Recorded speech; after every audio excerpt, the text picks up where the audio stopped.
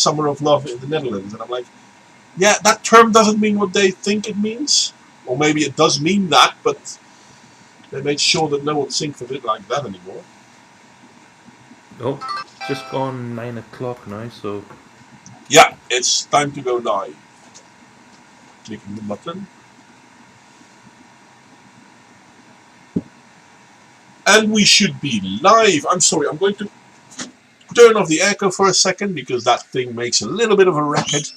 Hi there, Michael Keller. I'm not quite sure who else is here at the moment. I know Ludacris is here because he told me he's also on the Discord server, though he might not participate in talking much. But I hope he'll be active on the chat. Will you be? I hope so. And at this point in time, it only says I have one viewer. So yeah, that's weird. But then again, YouTube being YouTube. I am going to give it a few seconds of time before I'm going to continue with where we left off last week. We left off at personal reflections. The smarter people among you will realize that I'm using the same background that I did last time. But then, yeah, sure, this is part 2 of the same stream. I might be coughing a little bit from time to time. I'm sorry, people, but the weather is absolutely murder on me. I hope you can hear me well. And I'm going to move the mic a little bit, move the boom arm a bit. So that should make it a little bit better as well. What do you think, guys? It's just the three of us now. Should we get started or should we give people time to join in? Yeah, I believe it says to Michael Keller, and I can see Ludacris posting. But Analytic still says, yeah, no, there's only one person there. It's brilliant. But then again, I'm not a huge that's not true. I am a huge YouTuber, but not so much because of the amount of views I have, but more because I'm huge. A little bit of self-defecation from time to time. Now, I have done some small research into the way that people in the psychoanalytic work thingy, well, people doing that job, how they looked at the paper on whiteness, on having whiteness. And I have to be totally honest. There are people who will absolutely support this lunacy because there always are people like that. But a lot of people are like, why the fuck? Who gave this man his paper? So yeah, that is in a way it's good news that there are so many people who are like, yeah, this is too stupid for words. Because in all fairness, we all agree that it is. But at the same time,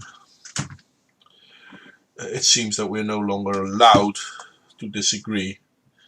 And there is something scary about that. I'll not deny that. Welcome to the Western world. Ooh, I'm at 3 viewers. Hey. Apparently it took some time for people to join and it's just the 3. I'm curious who the third one is. I'm pretty sure it shouldn't be me. And I only see Michael and Ludacris in the chat at the moment. Well, all in all, the numbers will show itself eventually. And I need to fix this, but that'll have to wait. Okay, turning on the light. Okay, guys, I'm going to do something else. I'm going to turn on the echo again. Can you tell me how bad or how acceptable it is? Because without the echo, it is getting warm. And if the sound is too annoying, then yeah, let me know. Because then I have to think a little bit harder on it. Having said that, I know that I'm not putting it on for the fun of it. So there is that.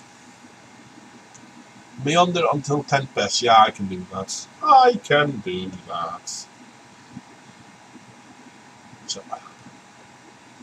chat shown a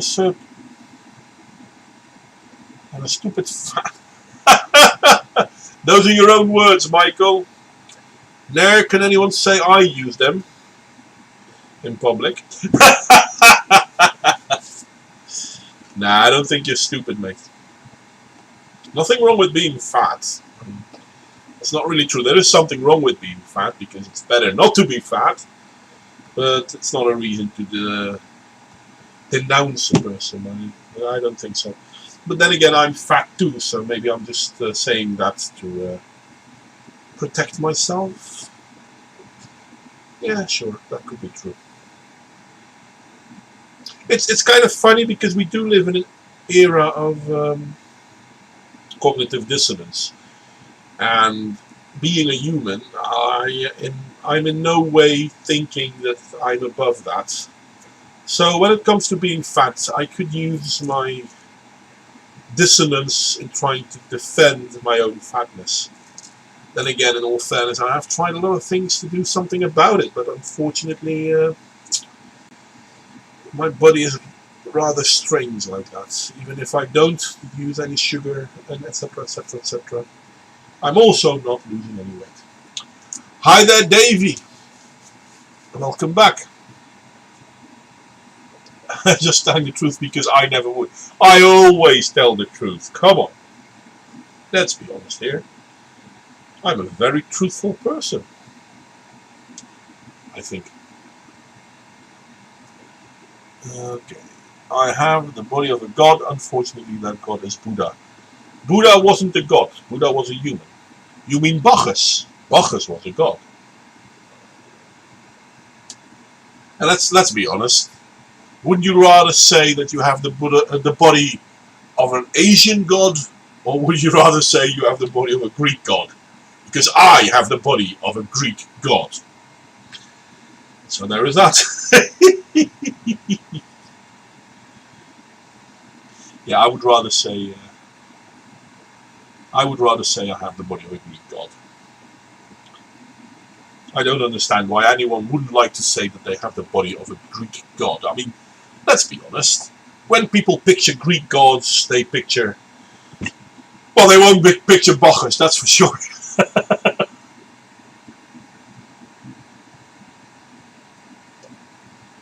Okay, I'm going to try to drink a little bit more than I did last time, which I'm going to fail at because I just emptied my bottle. Oh, that's a good one. Never mind. See, I'm really good at not being prepared. But then again, it doesn't take a lot of planning to not be prepared, so maybe that's why it's so easy. Oh boy, oh boy. Okay, we're close to 210. I got the buddy of an ancient. Oh. I never heard of the Atlantean god Walrus. So it could be true, but seems more like an Eskimo thing. Oh, sorry, what a bigot I am. Not Eskimo, Inuit, because using old terms is offensive. Zeus's bull. Well, that thing produces a lot of shit, according to... Never mind, come on. Not go there. I'm going to talk about whiteness in a moment, so... We should steer clear of gods. Not quite sure why, but we should, because reasons. And who knows, I mean, we're going to talk about whiteness. Come on, people, it's an important topic. Let's be honest, if you're going to paint your walls in your house, you're more likely to paint them white than to paint them brown. Just saying. See, you're all bigots. Then again, there are a few people who will actually paint their walls black, so it does happen, I guess. Not a lot of people painting their walls bright red, though. Then again, poop brown is also not a color a lot of people use. See, maybe that was what he meant with whiteness. No, that's not what he meant. Obviously, it's not what he meant with whiteness. But it is true. If you look at office buildings throughout the world, they will either be white or a soft color close to white. Could be blue, greenish, but really light. Kindergartners will often have yellow, but there are very few places where they have dark brown. Just saying.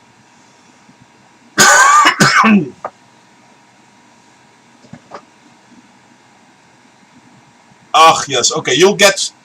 You know what? You'll get all of my super chats today, Ludicrous. Just literally all of them. That's and a referral. And one of them was his. Yeah, well, if people vote you up because they already are here, then that's kind of useless, Ludicrous. Oh, damn it, I shouldn't have promised you all. But it is 10 past, so we are going to start. And how are we going to start? Well, first I'm going to put on the, what's it called? The paper on having whiteness. Why is this so interesting? Well, I'm going to start where we left off last week, which is personal reflections. And he's starting with a story he's sharing with us. And I'm going to read it, and then obviously we're going to make fun of him, but that's a different story altogether. Give them a quick recap for last week. Oh yeah, good point, Ludicrous. Thank you very much. Last week we were talking about an article written by a psychoanalyst. And I mean, I'm a psychotherapist, which is not the same. Psychoanalysts usually are a pay grade higher than me. I'll have to admit that. But then again, if you use the first part of the word socio or psycho, I mean, this guy is closer to psycho than psychoanalyst, if you humbly would ask my opinion. But neither here nor there. He written a whole paper on how whiteness is a bad thing. And there is a difference between whiteness with a capital letter W and whiteness with a normal W, because white people are white, but whiteness is a real issue. It's toxic. Can't remember what the original word was that he used, but you know what? I'll scroll up so you can share it with the rest of us. Whiteness is a condition one first acquires, then has, and yeah. This is parasitic whiteness. That's the word he used. Parasitic.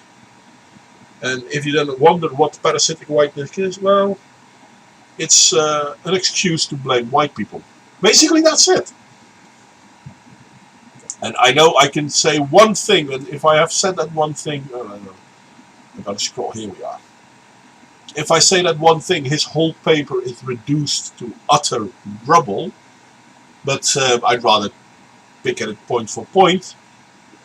But I am going to make the point anyway, because let's be honest, if there is any ideology you have against another group of people, then that means you're a racist, according to their own doctrine.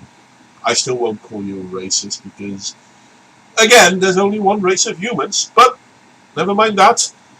You are bigoted, and you are discriminating based on ethnicity, which is a bad thing, in my humble opinion. But if you can write a paper saying that one group of people is bad because of being that one group of people, you're a Nazi. I'm sorry, but that was the very idea Hitler had. Now, Hitler might have had motivation because, well, the Bolsheviks were kind of destroying Germany. But having said that, it's still being a Nazi.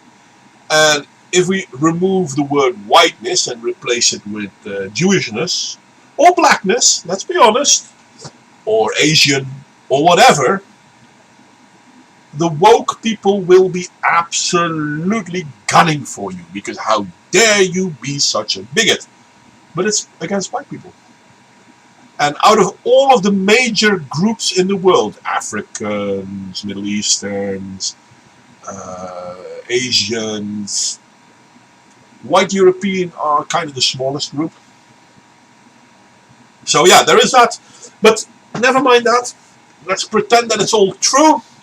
And let's continue with the infiltration of whiteness, because it can begin modestly. I really have a hard time reading this, but I'm going to try it anyway. 2 years, when we were 3 and 4, Bobby was my best friend. And I'm like, how many people can remember friends they had when they were 3 and 4 years? Hell, how many people can remember the names of friends they had when they were 8 to 10? I'm going to gamble that there will be a few people, but it won't be many. Unless, of course, those are people you are still having friendship with, good contact with. Anyway, that's not this story. Bobby had a speech impediment due to severe cleft palate, which is annoying. Hi there, by the way, Green, Davy, Real Raven, Ludicrous, and Michael. I haven't said hi yet. I should have said hi. I'm sorry. Now, having cleft palate is annoying. It does give you a speech impediment. It does. I can't talk of experience, but I know, I know a guy that has it, and it's quite annoying. For him, not for me. Don't get me wrong. I was the only kid on the block who could understand him when he spoke, and I'm like, if you're 3 or 4 years old, not so sure about that. I loved Bobby. When school started, though, I went to a regular school while Bobby was sent to one for disabled kids. That was the end of a friendship. We never spoke again. I don't understand that. I mean, and John McAfee didn't kill himself. Yes, sure, ludicrous. But the whole idea of one kid going to one school and one kid going to another school doesn't mean you're not going to see each other. There are other places where you interact. Now, I know this because my son, 5-year-old, is going to a school rather somewhere else. I mean, the closest school didn't really fit with my wife and me, so we didn't want to put him there. We went to a different school. We think he had a good time there. He is enjoying himself there, so that's a good thing. But there was kids that live around here that go to the other school, to the school that we didn't bring our son. But they're still playing together. So the whole idea of, well, he went to a different school and we never spoke again, that's utter rubbish. I mean, he didn't move out of the town that you lived in, right? Hell, you didn't move your house, he didn't move his house, because you're still on the block. So why all of a sudden are you not talking to him anymore? Doesn't make sense. But let's pretend that this is what actually happened, because it can, maybe. He wanted no part of him now. Something was wrong, weak, and deficient about him. And I'm like, show me a 5-year-old kid that thinks like that even recognizes thoughts like that. And I will show you the kid of an indoctrinated person. Someone went in and out of Discord. I'm sorry, I didn't pay attention to Discord. Maybe I should have. Do we have any idea who went in and out? Nope, it doesn't say anything. Well, that's good news then. Anyway, so back to the story of the ridiculousness of his friends, who he was friends with for 2 years, who he never spoke of again because they went to different schools. I wanted only to be with kids of my kind. Bobby was now part of nature, part of what I would learn about. No, that's rubbish. He was no longer like me, one of those who would do the learning. No one told me to respond to this way. No one told me not to. I had had what amounted to a revelation. I simply shunned him, turned away. That shunning, that act of mapping him, now as an object, no longer subject like me, this marked the site where whiteness might begin its work. And I'm like, dude, what you're talking about is shunning another person at the age of 4, 5, hell, even if it's at the age of 10. That in no way reflects how kids act. How do I know this? Well, again, I have a son, 5 years old, and last year, before the end of before the beginning of the school year. So July last year, we used to go to a playground really close by. And in that playground, he had his best friend there. And for weeks, every time we went, they were playing together and blah, blah, blah, blah, blah. Everything was good. Everything was perfect. Yada, yada, yada, yada. Okay. Then all of a sudden, it changed. They weren't all of a sudden great friends anymore. They started having fights. Well, 5-year-olds, come on. Fights. Whatever. But yeah, okay, sure, they weren't the best of friends always. So sometimes they would fight. But sometimes they would still play together. They didn't shun each other. They didn't turn away from each other. The whole concept that this man is describing he would have done when he was a boy is nonsense. Kids at that age do not shun people because they don't have that concept in them. They could have a fight with them today, and tomorrow, oh, that's a nice marble you have, can I see it? Because that's how kids are. The thing he's describing is something that happens at a later date, and it does happen. It usually happens around, well, if you pass the teenage years a little bit, because then you start identifying with the people you hang out with. You haven't done that at 5 years of age. He should have known this. I mean, he's writing a paper, and what he's describing is something kids do not do. Now, don't get me wrong. 5-year-old kids may not like certain kids. That's absolutely, absolutely possible. But the thing is, with their age, it can change on a whim. Literally. And no, this paper, sorry, William, I haven't looked at the chat that much. I'm sorry, William. This paper is written by a psychotherapist. No, sorry, what was the word? Psychoanalyst? Yeah, psychoanalyst. Thank you, Ludicrous. You old man, bad memory. So, and what he's describing, I mean, this is as bad as the first example at the beginning of the paper, which we talked about last week, when they were in South Africa and a woman at the hotel told them, well, they have their houses, we have our houses. Whilst not actually saying that the woman at the hotel was a white woman or not. And this is something that a black woman could have said as well, because let's be honest, you have rich people and you have poor people. Anyway, back to this part. The man is... I'm basically claiming that he's lying, because I have no reason at all to believe that anything he's saying in this story comes close to reality. But let's continue. I had drawn a line, established a premise. Whiteness could opportunistically inaugurate a stepwise expansion of this premise, proceeding as though it were my ally. Together, we then sought and found more markers of deficiency, until finally we arrived at a color. Color of his whiteness, now firmly housed, an apparent limitless, instantly available field for expansion. Providential and clear, an opportunity to realize itself.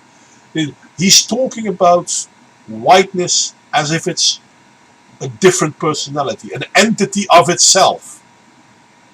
Now, I've worked in psychology for quite a while, and I work with people that have autism, which is annoying as fuck for some people, that's be true.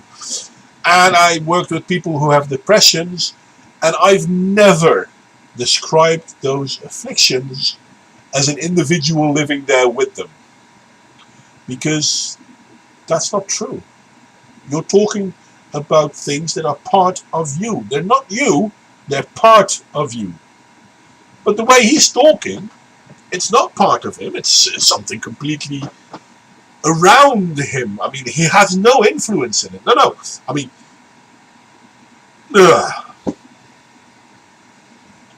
and and it's rather stupid. Now, it's true that at a certain age, kids will more likely look at skin color a bit. Not necessarily likely, but it's more likely. Why is it more likely? Because we look at everything. But are there reasons to say, okay, people with a certain skin color aren't nice or aren't good? Yeah, that's not really what happens.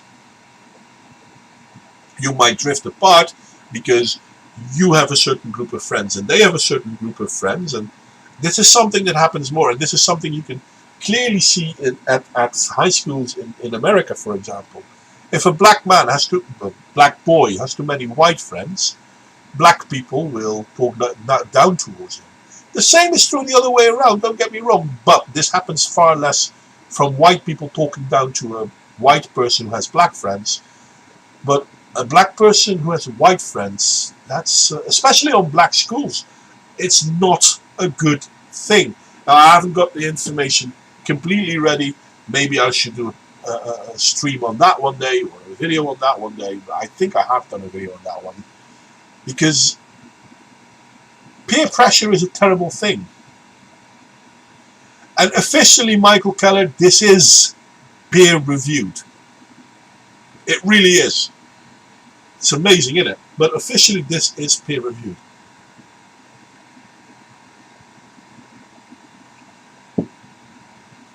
Anyway, Color provides a universe of suitable objects placed there like gifts to be captured and crushed, all at a whim, like for so many Gulliver children. Ants are there to be crushed underfoot, butterflies to be locked in a jar. He is literally describing himself, though, isn't he? I mean, yeah, sure, some kids do that. But not all. Not all kids go out to crush ants. Not all kids want to capture butterflies in a locked jar. I mean, he's literally not talking about most people. Hell, not even most kids. But it has to be true. Now, don't get me wrong. I mean, yeah, sure, there are kids who do this. There are kids who will crush ants. And if you're a white kid that crushes ants, it's because of white power, I guess. No, not white power. That's unfair of me. No, parasitic whiteness. But if it's a black kid doing that, is it still parasitic whiteness, or is it then parasitic blackness? A Muslim kid? Parasitic Islam? I don't know. Doesn't make sense to me, but there has to be a line somewhere. Or can non-white people have parasitic whiteness too? Yes, of course, non-white people can have parasitic whiteness too, because you already said that. Now, these crushed ants and suffocated butterfly, victims of a nearly cellular narcissism, offer whiteness a platform on which to begin. Once begun, the rest can seem like simple common sense. The preservation of the host's proper place, somewhere near the apex, within the only proper and permanent order of things. But first, before arriving at this fully developed form, whiteness has to begin, and for this nearly anything, even a little boy's cleft palate, will do.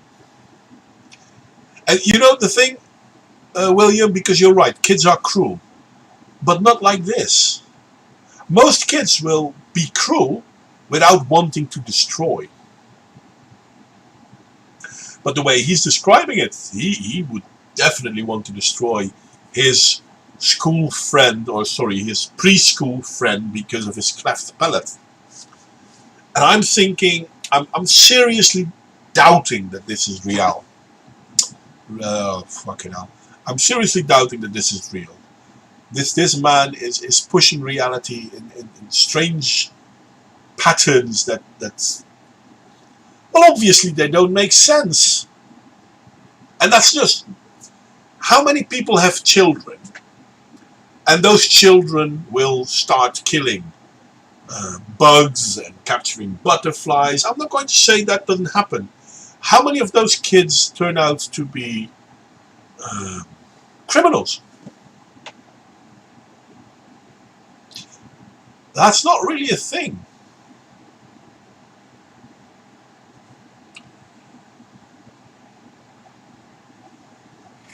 And I agree with you, Davey. It's a rant. There is no mythology. We haven't found any last week, and we haven't found any this week. It's just an explanation he gives for his own misbehavior, and then he prefers to call it whiteness so he can say, oh, well, listen, now this is my past, but hey, I've come clean, I've been better, good boy now. Bloody hell. And again, he is 50, so he's probably not a good boy, but a good old fart. We're all old farts here, aren't we? All whiteness needs a receptor site. Oh, wait a second. All whiteness needs for a receptor site is an original act of vertical mapping. Whiteness begins with this verticality. Then it infiltrates you. You can feel it. It's like getting a high, a new reality, an enhanced structure, a special community. You can breathe easier, feel protected and watched over. And then you look down below you and you can see the others like Bobby, and they seem to be drifting ever further downwards towards some bottom. And unlike you, they appear helpless and unprotected. They fade into the distance, further and further away over there. Permanently other now, permanently elsewhere. I'm sorry, but this is drivel, isn't it? I mean,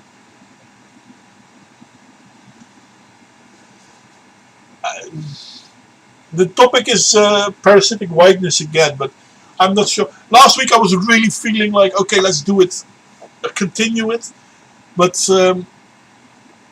it's getting worse and worse, because the way he's describing this is that it's not part of him, it's something that infects him.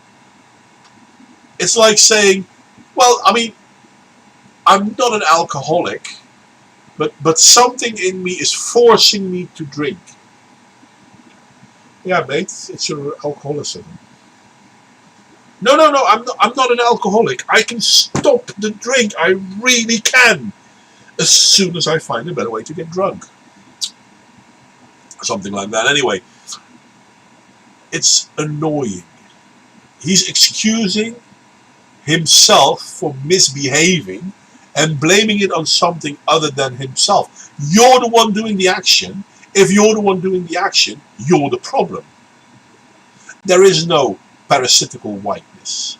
There is no second personality within you that is forcing other people to become helpless and objectified.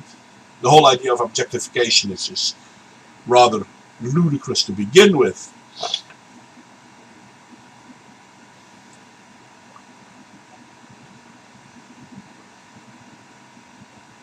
Let me see what the chat is saying. I'm sorry. At this point, I don't care. I don't really care about their exact phrasing. They are evil, they hate us, and they ain't us. So what's the fuss? This is not even a battle of ideas anymore. Lines are drawn.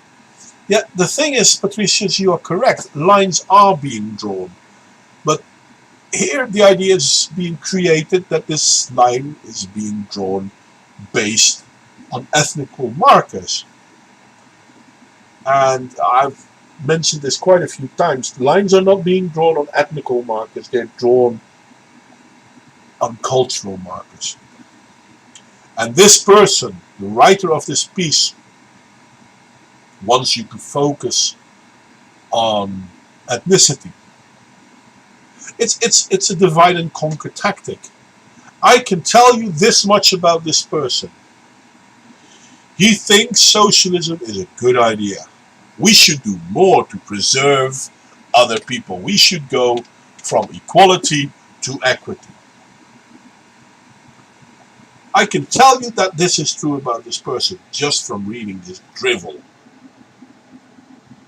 Because he actually believes that inequality is caused by forces that prevent people from reaching equality, and therefore equality no longer can be a goal.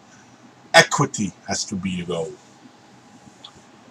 I was kind of last week. I was really thinking, yeah, we should do this more and more and more. And I'm like, the more I read, the more I'm like, yeah, the best part of this paper was the beginning. The rest of it is just drivel. It really is. Defense now a permanent necessity. Safety turns into anxiety, freedom into paranoia, escape into entrapment. Parasitic-like whiteness promises health, delivers sickness. I'm like, dude, you're describing any drug out there. Because you start feeling well and then you crash. And when you crash, you need to hit up again. This is not something behavioral. Whiteness is Property by Harris. Okay, at least he refers to something. I haven't read it.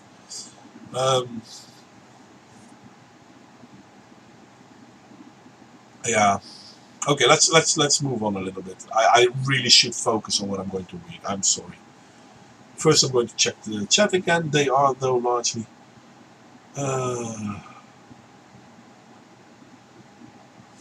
Of course, there are also divides in the ethnicities, but usually they are a heavy tilt, like Europeans are at least likely to like.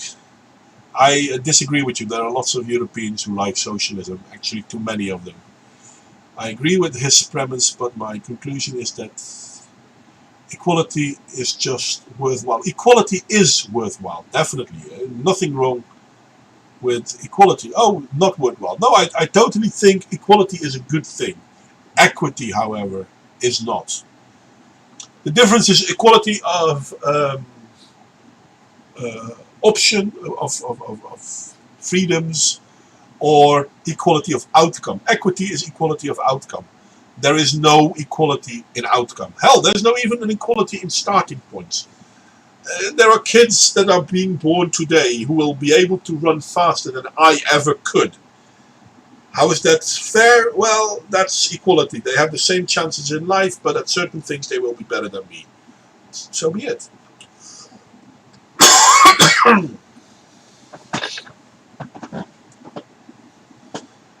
Anyway, let's continue to his stupid meandering about his life, why he did all those things bad, and why he therefore knows how other people do it. I'm no white supremacist. They go to meetings. Well, apparently you can be black and white supremacist as well. Anyway, I shunned the neighborhood's blind peddler. My beloved Aunt Belle suddenly became too fat. JT, the man who taught me how to drink out of a Coke bottle, turned into the black guy whose bottles I ought to avoid. My immigrant grandparents became stupid peasants. But these were merely personal relationships, each one weighed down with the meaning and histories, weighed down, in fact, by love. But once these fraud transformations were in place, once I was willing to accept them, there emerged the easiest and most global transformation of all. As though I were simply learning to name a natural feature of my new surround, Negroes had now become Schwarze. And this is too stupid for words, because Negroes, negro, is Portuguese for black people. Well, not black people. Negro is Portuguese for black. And Schwarzes is Germanic, Deutsch, Austrian. I'm not sure if they say the same word in Switzerland, but Germanic for black. So black had now become black. And with that, I was now mapped in the real world. I was no longer merely white, I was white with a capital I. I had property and properties. And with that last malign turn, this turn away from mere locality and towards a place in the natural world, parasitic whiteness had firmly established its place in a compliant host. And to me, what he's describing is him becoming a narcissistic piece of shit, blaming his narcissism on anything but himself. I'm pretty sure there will be people disagreeing with me. That's perfectly fine. I have no problem with that. But, yeah, no, I know, Michael. I mean, he did misspell it. I don't know why he did, but maybe otherwise people would have recognized it too fast. Deutsch is so much nicer. Well, I mean, we are the Dutch, so no, it doesn't. But he's describing his fall into narcissism, and he's blaming it on whiteness. He's a narcissistic bitch. Everyone around him wasn't good enough.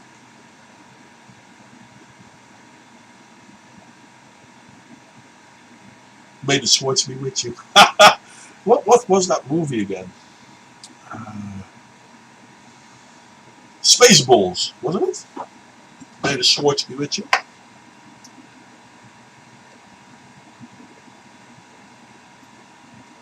Anyway, he knew the whole thing was a betrayal. Whiteness regularly leaves a little space like this for consciousness and memory, for awareness of one's own treachery. Whiteness maps this awareness, though, this residue of an original innocence, as yet another object to dominate, an interior disability, and as such a threat to the whole enterprise, weak, sniveling, and regretful, that must itself be kept ordered, maintained, and hidden, in effect sent away to an interior school, where it too, this sliver of consciousness, is mapped as sub-apex object. Yeah, isn't it what I said, Spaceballs? I think I did. Can't remember. See, I'm getting old and all that. But here he is talking again how it's not his action, it's the action of something else within you. But he's talking about his decline into narcissism. Pretty sure he got out of it because he became a psychoanalyst. Then again, that doesn't prove that he came out of it. But he's talking about his own descent into narcissism and tries to create the idea that this is happening to every person, and therefore it must have been parasitical whiteness. Because obviously any good thinking person wouldn't do this, so therefore it must have been something coming from the outside. Which, kind of funny, as a psychotherapist, his Ich es über Ich story, how is it called in English, sorry, it, ego and superego, kind of denies that option because there is no fourth in this. And I know he said that it, ego and superego all combine into one greater mass, which is utter ludicrousy. But yeah, sure. If you're willing to believe this, and true, if you're willing to believe any obviously nonsense, but if you're willing to believe this, then it makes sense. Just like if you're willing to believe that the grass is made out of small glass shards, it makes totally sense that you stay away from the grass because you might cut yourself. Reality will tell you that that won't happen, but hey, if that's what you believe, by all means. Ich bin halb Mensch, halb Köter. Ein Mutter. Okay, I don't know that one. German version of Space Wolf is better than the original. They really made something out of the source material. Okay, that could be true. I never saw it in German, I have to admit. You know the modern version, right? Halb Mensch, halb Ferkel. Okay, so no, you're not going to be a Merkel. Watch that clip. It's words dubbed in German. Okay, again, I've never seen it. If we keep typing Deutsch, we can confuse Modwayne into talking Dutch. No, you cannot. Hell, I mean, my English is pretty good, I like to think. My German is not as good, but I can manage. And I still know the difference between the three languages, Dutch, Deutsch, and English. And Dutch, German, and English, sorry.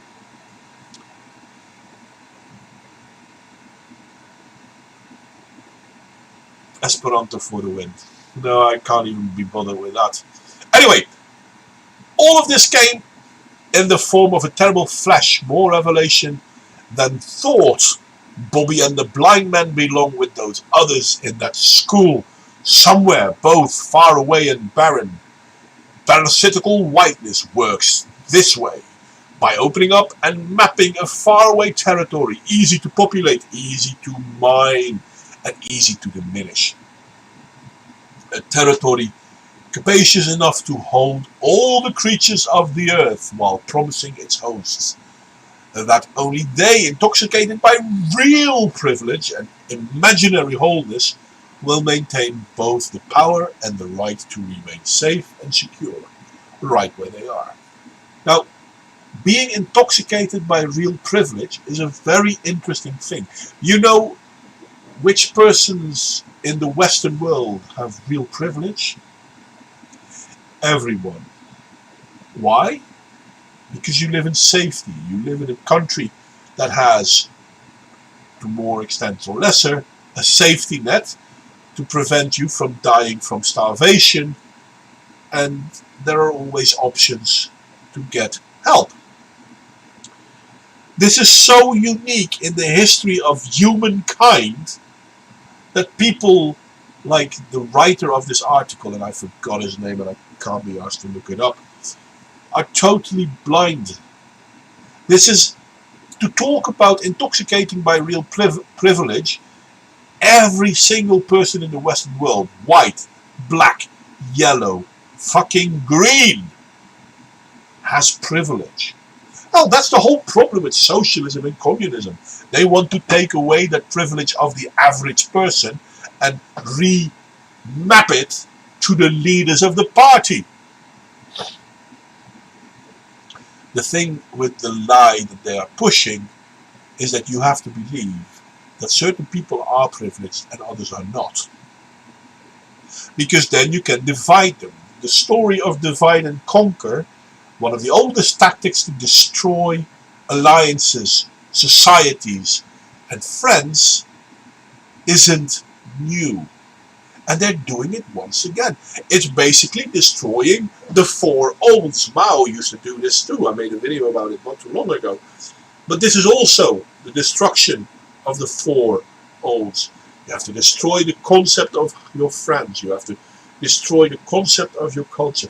You have to destroy the concept of what you think is right or wrong.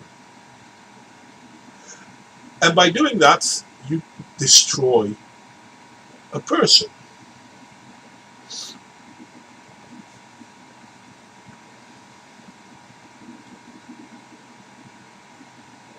I'm sorry, Davy. Defect of... Nah, fucking my French is crap. Enseignant sans humour. So, malediction is a negative thingy for people without humor. A fleur du mal. Luminous movement. Okay. The chat has lost me. I'm going back to the article. Guys, I have no idea what you're on about. But the idea that certain people have real privilege and other people do not have real privilege. Hell, even beggars in the Western world have a better life than some of the people in Asian or African countries. It's a sick idea, but we have to be honest about this. Now, a beggar in the Western world has a terrible life, they're not confronted with. But based on how the average person in the Western world lives, beggars have it worse than the average person, which is true. But does a beggar in the Western world truly have it worse than some of the poor people? Hell, even some of the mediocre people in African countries. It's all based on perspective. And This article is absolutely blind to that. We didn't even speak German to confuse what way. No, that's true. I get confused easily. A curse on humorless teachers. Okay. Yeah, malediction, curse. Thank you. See, my French isn't terrible, but it's not that great either. I am sorry. I do have my limits, but I know this, so I don't care. A ghost of Bobby seems to have come back to me in the person of a current patient of mine, also born with a speech impediment. As I listen to him, I can see and hear Bobby, his tiny head, his nasal twang, not quite forgiving, but simply welcoming, no matter how long it's taken for me to get there. Over to his side of the line, or in what amounts to the same identificatory thing, to bring him over to mine. Not realizing the gifts he's been given to me, my patient treats me like an intimate. Now, I have to disagree with two things. Well, bullshit, I have to disagree with everything he said. But in this line I just read, there is a difference between going over to his side of the line or taking him over to your side of the line. Now, people might think that this is the same. Oh, well, yeah, but you're still accepting. No, no, no. If you're truly accepting of a person, you go to him. So you cross your line. You leave behind yours. If you bring someone to your side of the line, which is a perfectly fine thing to do, I guess, but bringing someone to your side of the line is basically saying, that side is bad. Why don't you join me on this side? It's a very, I mean, I'm pretty sure he knows this. I mean, he's a psychoanalyst, and this is a very important piece of how you can deal with certain matters. It's easier to say, okay, you know what, you come to me or I come to you, but there's a reason why. I work as a coach at the moment. I go to people's homes. I don't let them come to me. I go to them, because their position is where they are, and that's not a bad situation. I can help them there, and from that position they are growing. Not because of me, because I'm merely helping them, but because they are seeing their options. The idea that you could say, well, I mean, no, you have to come to my side, otherwise there is no way we can move on, is still a projection of power. It's still parasitic whiteness, according to this idiot. There are no lines when it comes to society, or there shouldn't be any. If you're thinking about this side of the line, that side of the line, you're still splitting societies up. And there is a slight problem with that, I would say, because it's still divide and conquer. I could disappear, he says, and no one would notice. I remember in kindergarten I was taken out of class and walked down the hall to a very small room, dark, 4 of us, all of us with impediments. It wasn't the impediment really, but the method of dealing with it. They took me away. I deserved less than others. Getting pulled out of class, defining. It locates me in a deficient category. That feeling has never gone away. Must have been countless other moments. I tried to speak and they had no idea what I was saying. Was I at fault? Must I have felt I was doing something wrong? I remember walking into a house with my dad. I was 5. He was trying to get me to say key, and I kept saying K. Back and forth, key, K. Seems like 10 or 20 times. He couldn't stand me, as I was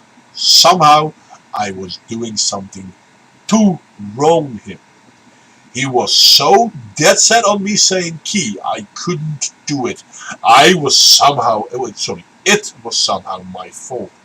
A very powerful emotion. Leave me behind. I'm not worth waiting for. Now that I've thought of that memory, the feeling that you are just worth abandoning is really powerful. I'm just something worth putting up with. Nothing more.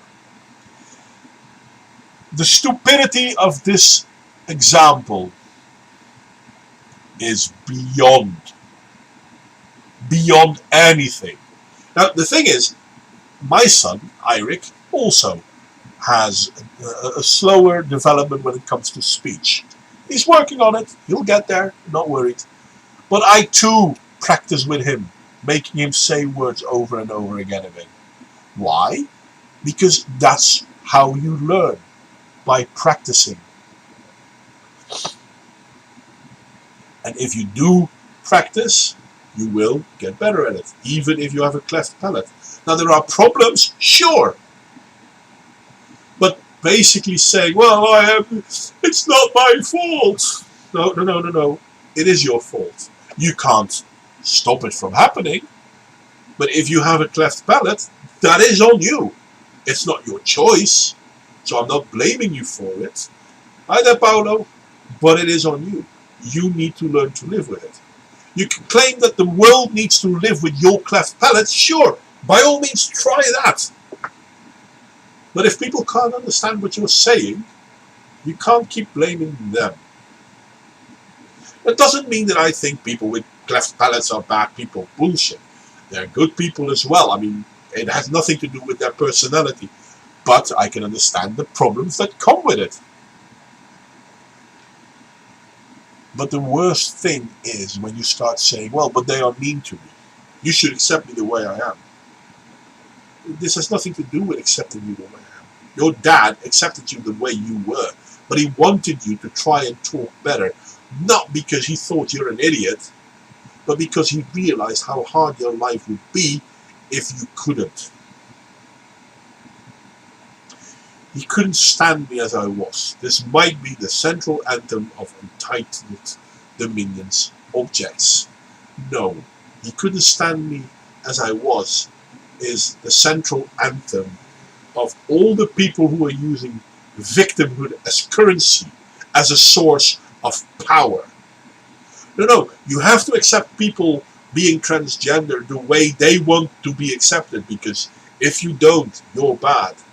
But wait a second, I don't have to accept anyone the way they want it. I can make up my own mind. Yeah, but not with people who have disabilities. Why? Do they have power over me that people without disabilities do not have? No, it's not that they have power over you, but the good mensch mentality has power over you. How dare you be nasty to anyone because of their... Well, I mean, if he doesn't have a cleft palate, but he could still have a speech impediment because, I don't know, he has a silly, how do you call it?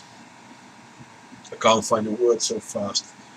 When people come from a certain rural area, they have a certain tone to their voice. It's called... Oh, I can't help it. Anyway, so when you hear someone talking with a clearly rural way of talking, you might think lesser of them. Yeah, sure. But how is that any different than when someone talks with a cleft palate? You might think different of them. Yeah, sure.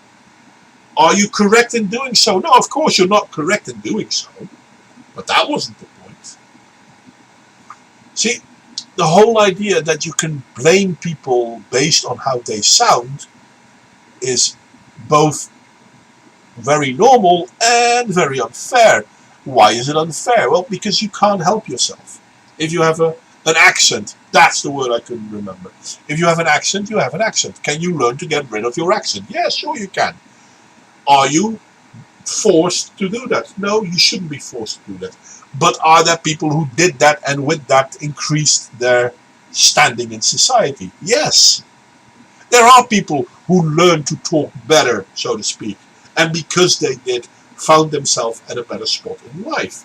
So we know that this happens. How is that any different than a father trying to teach their son 10, 20, 100 times how to pronounce things? Now, your father might have done a terrible job in trying to explain to you how to do that. Then again, it is completely possible that your father is not trained in teaching how to speak. I mean, there are actual kid doctors, they're not orthopedagogues, I think it's also in English, that will help children teach how to speak. There's a reason they exist. And yes, Ludicrous, My Fair Lady is a great example of that one. I mean, they actually made a film on it. A movie, a film, whatever. I mean, yeah, there was this girl who was going to learn how to speak proper English. And it worked, according to the movie. No, but this sort of stuff did happen. And it still does. And to blame your father for trying you how to speak properly, it's not your father saying you're not good enough. It's your insecurity saying that you're not good enough. It's your insecurity saying he couldn't stand me as I was, because he could, but he wanted you to become better. Not because he don't think you're good enough, but because he think you could do better, and he wanted to help you come through life easier. That's the thing with dads, isn't it? They always try to make things better for you. Don't get me wrong, I'm not saying that they're always right in doing this, but that's what they try, or that's what a good father tries. And this is true, for example, for other problems as well. If we look at transgenderism, it's mostly mothers that push the idea that their son is a daughter, or their daughter is a son. And it's mostly fathers who are like, can we please stop with this nonsense? It's not going to help them. We're going to destroy them if we keep doing this. And then you might say, well, you don't accept me how I am. No. He accepts you how you are. You have a problem with who you are. And I'm sorry to hear that you have a problem with who you are, and I'd rather you work on who you are than trying to change who you are to fit your idea, the flavor of the month. Because those are the issues.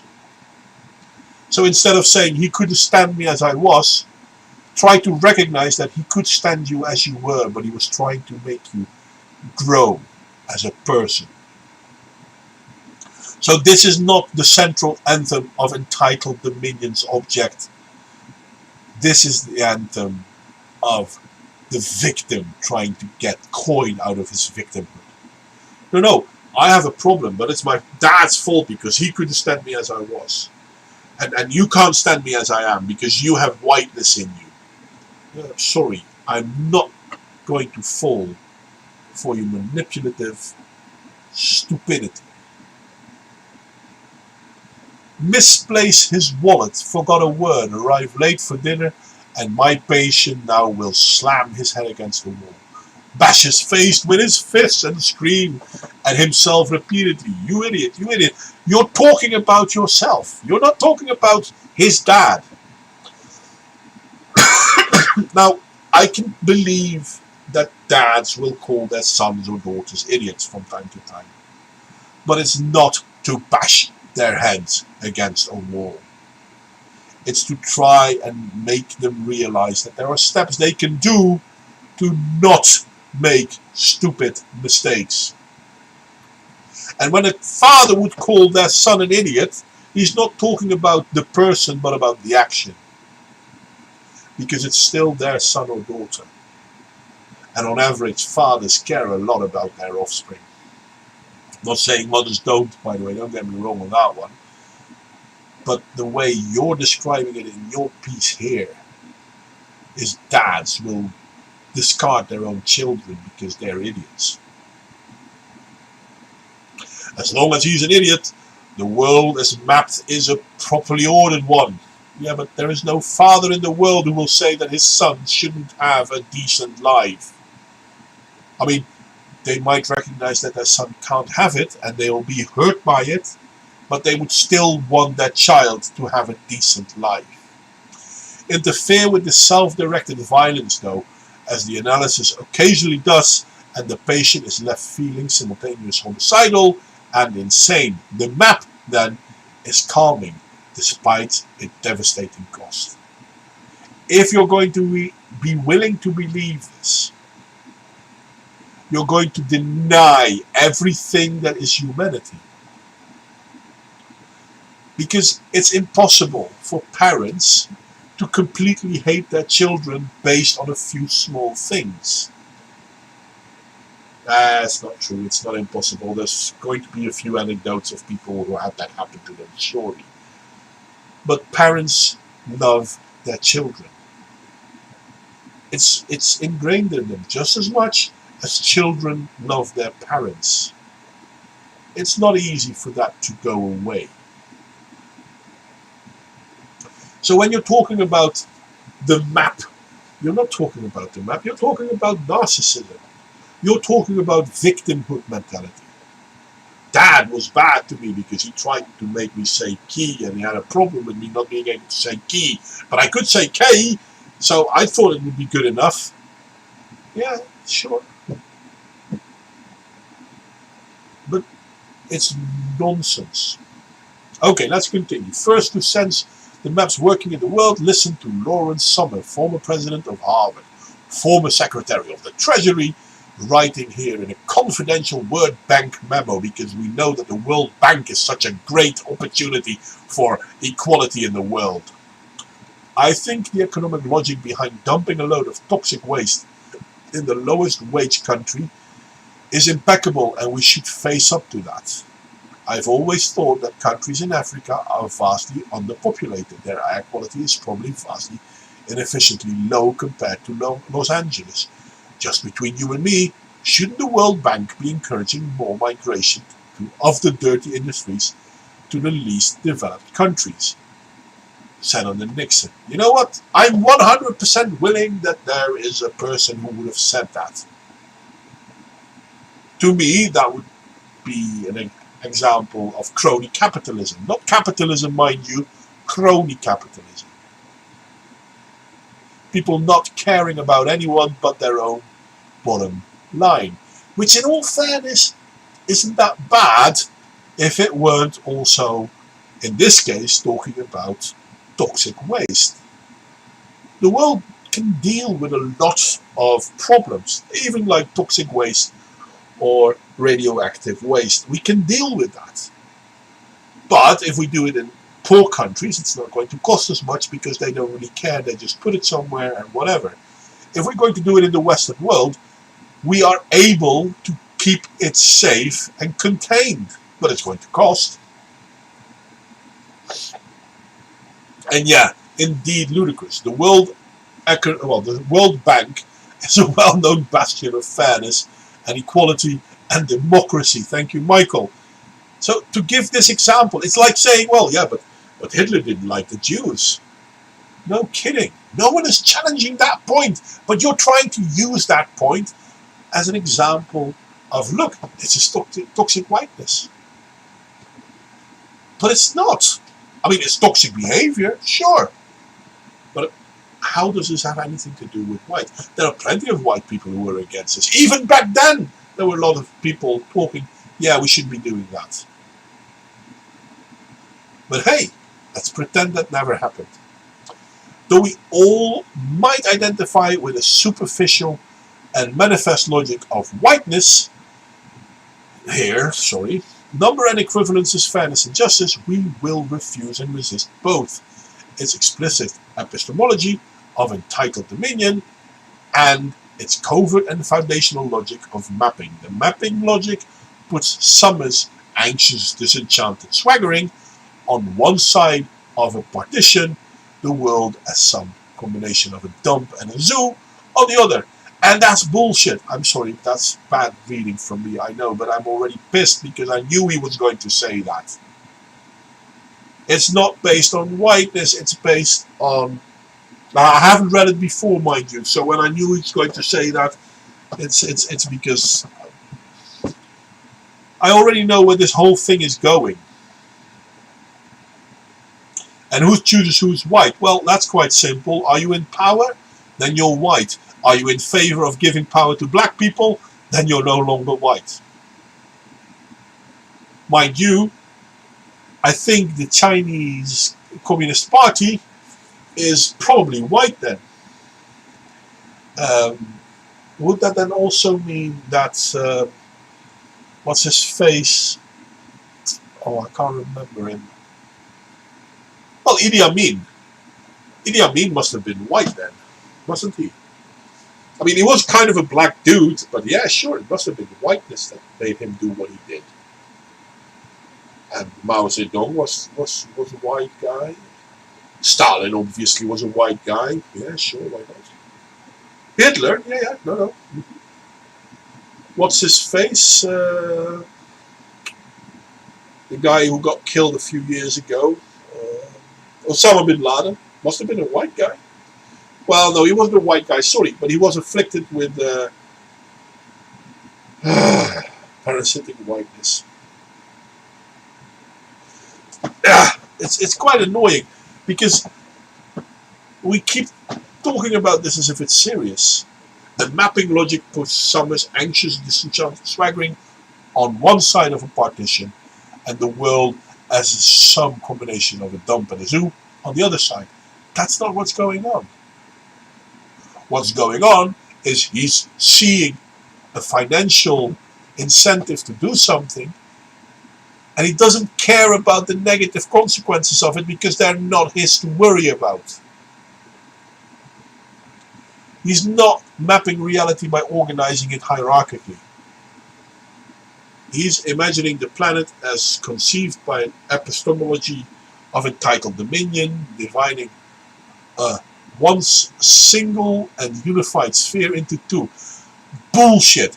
Can anyone, and I seriously challenge the whole freaking world, can anyone give me one example of when the whole unified sphere of world was one?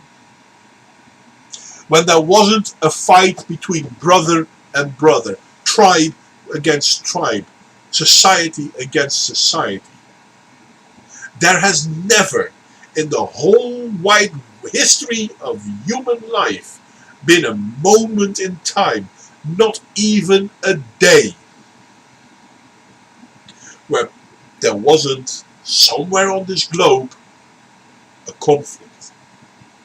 People wanting to kill people that, hell, even may have looked like them. But no.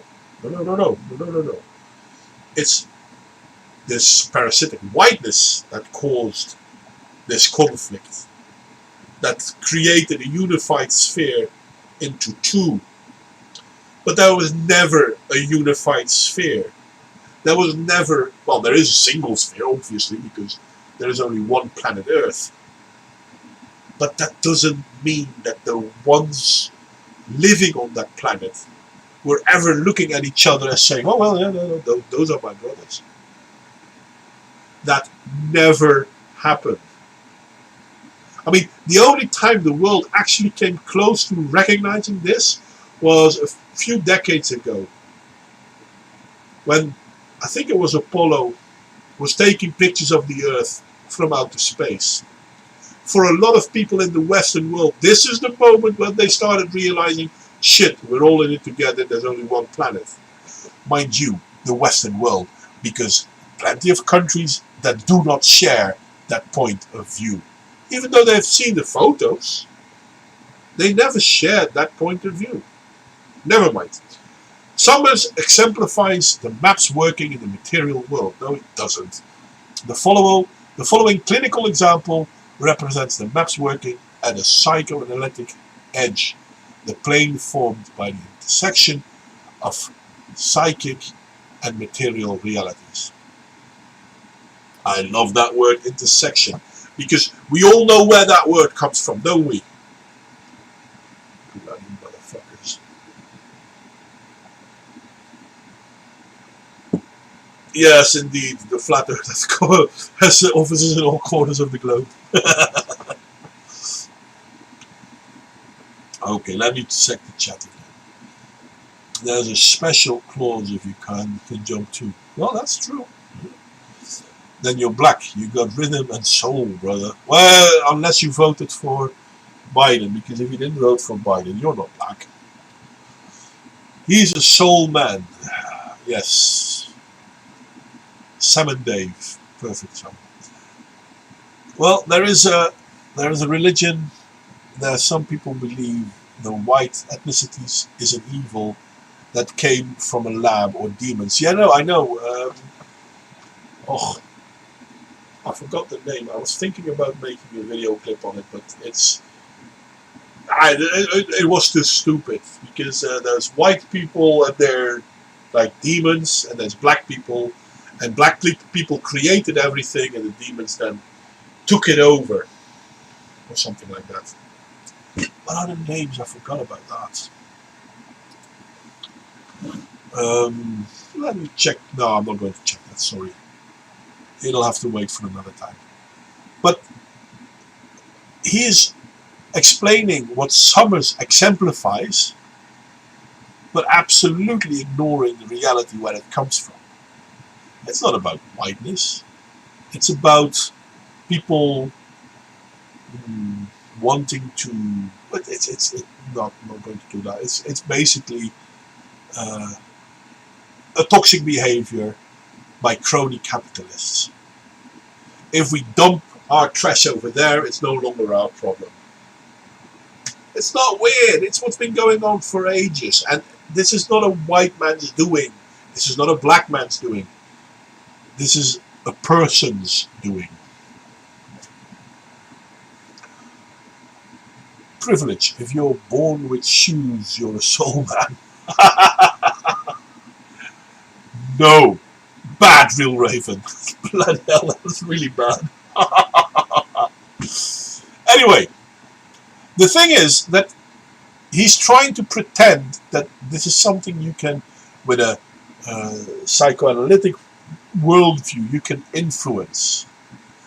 First, he keeps talking about his own narcissism. Then he pretends to have examples of people being narcissistic that could or could not be narcissistic. Hell, he even uses a person of the World Bank as an example of how bad it is. How many people in the Western world think the World Bank is a force for good?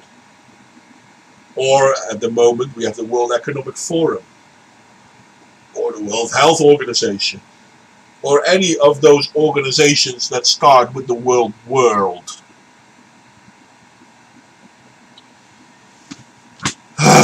Anyway, in the anecdote that follow, I mean to illustrate some of the map's workings as they emerge into very different clinical situations. The first may exemplify a kind of remission, the other may point toward an effective method of treatment. Mr. A has been told that he is one of 2 finalists for a position he applied for out of an initial pool of 400 applicants. Mr. A, having undergone 3 extensive interviews, has been told that he will be informed of a decision after the weekend. This, the first session of the week, takes place on Tuesday.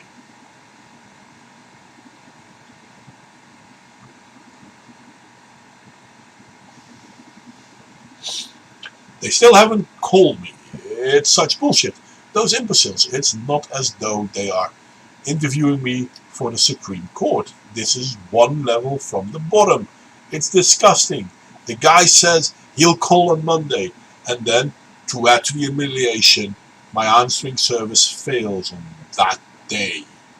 I have to call the fucking secretary and ask her if perhaps her toad of a boss has found the time and the inclination to have called me. I'm sorry, but if that's your attitude, then there's something wrong with you. If you go for a job, it's always about either you or the person who gets it. If there are 10,000 people applying to the job, either I get it or someone else gets it. So it's me and one person. Because all those other people that didn't get it don't count. If I didn't get it, I don't count either. Well, not to the person who didn't give it to me. I count to me, obviously. But the only person I'm in conflict with, conflict being the wrong word, competition. Competition is a better word. If I'm going for a job, the only person I'm in conflict with, competition with, damn, I did it wrong, is the person who got the job. Either it's me or it's another person who got the job. All those other people don't matter. They don't care. They don't count. They're statistics. They're perfectly good human beings, but they have no role in my mind. Not at that point in time, anyway. And here he is complaining about how he didn't get a call back yet. Yeah, so sorry to bother her, but my answering machine isn't working. The lamest excuse in the book. Well, if it's an excuse, don't use it. If it's the truth, then it's an explanation. I have to stoop to that, even if it's true in this case. They have no reason to believe me, but they never have a reason to believe me. If you think that you can only talk to people because they have to believe you, then you can't talk to people. To them, I'm groveling for that piece of shit job. It's outrageous. Dude, if you think it's a piece of shit job, why did you apply? And still he hasn't called. What, since you started this rant? He then calls me and says, by today, he promises, by noon, and now it's after that, and he still hasn't called, and all I can do is wait. I hate it, I hate them. I'm sorry, but this person has an issue.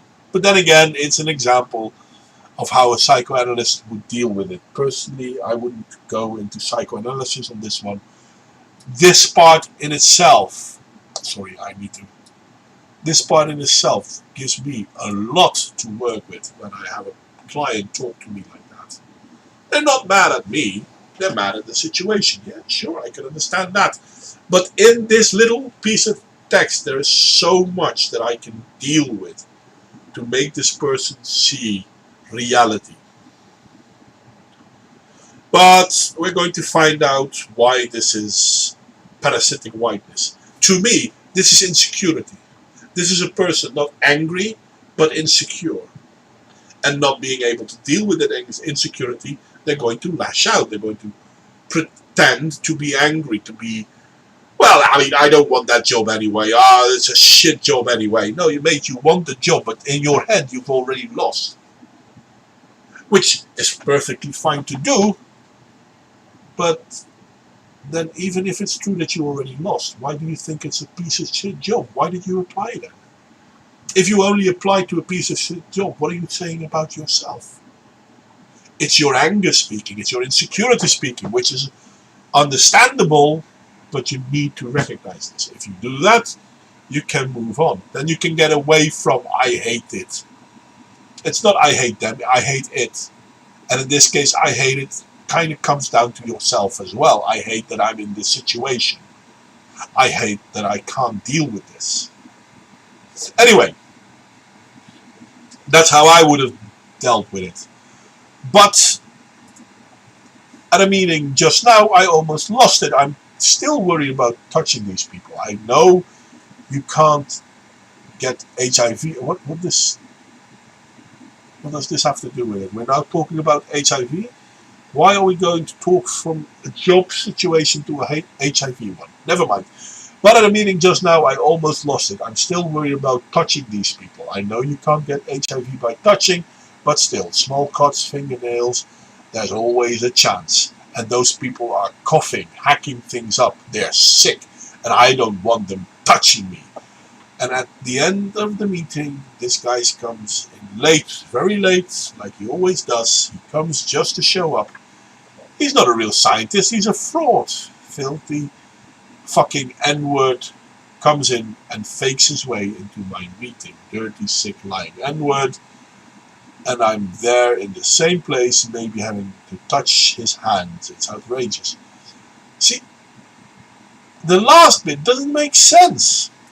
If we go here, why can't I? There we go. This bit doesn't make sense. If I compare the first bit, there's a lot of insecurity.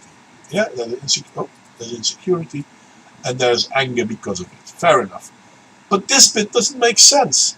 Where does HIV come? It never mentioned in the first bit, but now all of a sudden, it's an important part.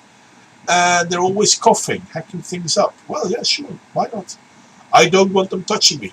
See, the thing with that is that it's understandable.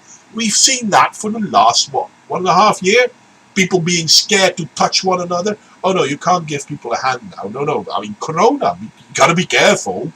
I mean, I know you don't really get it from touching someone's hand, but yeah, you have to maintain the distance because Corona. And I know that during the begin period of HIV, that scare was there too, because people didn't know how you contracted HIV. There were actually people who believed that it was airborne. And now we know that that's not true, but at the time people didn't. So yeah, people were scared. But I don't understand why that the other professor might have been Negro. Sure, why not? I mean, I know a few myself that work in, well, they're not, yeah, they're working in how do you call it? They're working with BOSF, chemical, and yes, indeed, ludicrous. Fauci believed that AIDS was transmitted by touch, which is absolutely stupid, because by the time he started saying, oh no, yeah, it could be touch, the science kind of was clear that it wasn't. But never mind. It's kind of like how the science was clear that masks don't help. But never mind. Now, it's not nice that this guy is using the N-word so much, and I'm pretty sure with the N-word he didn't mean neophyte or nautical engineer. Pretty sure that that's not what he meant, but still, there's a lot of fear in the AIDS part.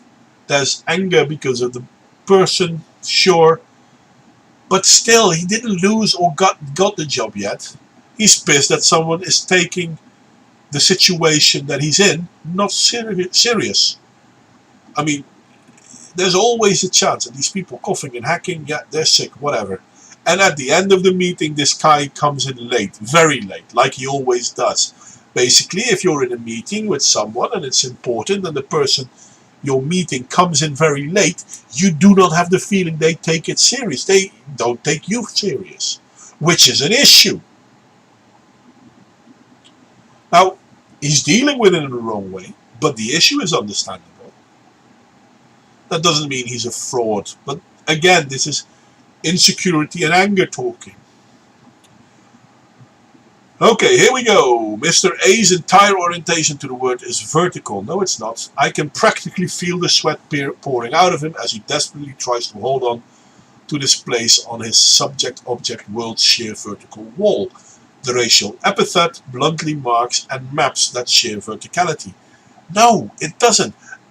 If you look at this text, and again, I'm only a social therapist, I'm not a psychoanalyst, but if you look at this text, what you are seeing, what you're reading, is fear, insecurity. And a lot of people don't believe this, but insecurities are very hard to deal with. And yeah, I mean, looking for a job, that's pretty deep. Oh, you don't have to be sorry that you're late, mate. You're welcome when you come. Listen, Dimitri, I like it when you join up, and I really love to see how you respond to my posts. You make some very good points, and I really appreciate it. Don't ever feel that you're obligated to come. You're welcome to come. I really appreciate it, but you're not obligated. So don't apologize for being late. Hell, maybe you had a busy job, or YouTube didn't tell you I was live, once again, because we all know that happens. So don't apologize. But you're welcome. Thank you for joining us. In the British Isles, we take the mickey out of each other. Sometimes we own slaves, sometimes our own selves. Sorry, see, that's my bad reading. This means that if someone can't take a slur, they're thought of a lesser. Well, yeah, but that's true. You sometimes, that's what love does. You take the mickey. In German they say, was man liebt neckt sich. That the thing you love can hurt. Which is true. But at the same time, making fun of each other, pulling each other's leg, that's what we do. That's normal behavior. Simple as that. Anyway, if we look at this text, look like that, then we see a lot of insecurity. We see a person being scared of his future even. And at one point, well, it's only a piece of shit job. So he basically is trying to find a way to reconcile having lost. People understand this, that you losing is a bad thing, but not getting a job that you wanted is really difficult. So either you can say, well, I didn't get the job I really wanted, so yeah, I'm not good enough. Or you can say, well, no, it's a piece of job anyway. I need something, so I thought this would be good enough. But yeah, I don't really care. It's a piece of job anyway. It's a coping mechanism. Not saying it's a good coping mechanism, but it's a coping mechanism most of us will use. Because it's easier to say, well, I didn't get that job, but hey, it's not a good job anyway. But then saying, well, that's the job I really want to do. That job is literally what I'm good at, but they didn't want me. Because the first one is a way of dealing with it, the other one, though probably more realistic, is a way of condemning yourself. Well, yeah, thank you, Real Raven. Your translation is better, but yeah. Okay, where was I? Oh, I'm going downstairs, scrolling on this thing. So if we read this then, Mr. A's orientation to the world is vertical. I'm like, no, you're missing the very point. This is not about verticality. Well, still appreciated, Real Raven. The racial epithet bluntly marks and maps that sheer verticality. No, it maps the frustration. It maps the anger. He's not taking it serious. He's coming in at the end of conversations. Had he not been a black man, but a woman, he would have used the derogatory terms of women. Had it been a black man with had an overweight, the derogatory term would have been fat. The whole reason of using derogatory terms is to show your anger because of the disdain you feel. It's not about verticality. Listen to the intimacy, the certainty in his voice, the absolute conviction that he knows, beyond any doubt, the essential and particular characteristics of anyone on the map. How can you misrepresent the example so badly? Mr. A does no work. The map does it all. Vertically is omniscient. No question, only answers. Look at the story. It's screaming uncertainty. There is no mapping. There is no they're more or less than me. There is bloody hell, how did I get here? How do I get out of this? Why am I here? I can't tell them that the answering service fails. I have to call the secretary. Well, it's a fucking secretary because there's fear, there is anger. And I ask her perhaps if her toad of a boss, again, anger, has found the time and inclination to have called me because he can't believe that they may or may not have. There may be a lot of reasons, whatever. And then this, sorry to bother her, but my answering machine isn't working. The lamest excuse in the book. Well, it's the reality of the situation. But at the same time, he feels that they will say it's an excuse. And he is so caught in his own insecurities that it angers him. I don't understand how he can miss all of these things and then go straight to, well, yeah, no, he's mapping because all of those people are on a different level than him. What the fly? Okay, Mr. A has sought me out because he had heard I was the real thing. Well, I don't know who told Mr. A that, but bloody hell did he get lied to. For some time I could work with him more or less effectively by leaning on his idealization, by putting the vertical map to what I thought might be a benign use. I was at a loss, though, as to how his reliance on the map might be disturbed. A violent, incarcerated father, an ineffectual mother with whom he had almost no contact, a steady use of cocaine, weekends punctuated by physical altercation. He said seeing me helped him stay cool and out of trouble.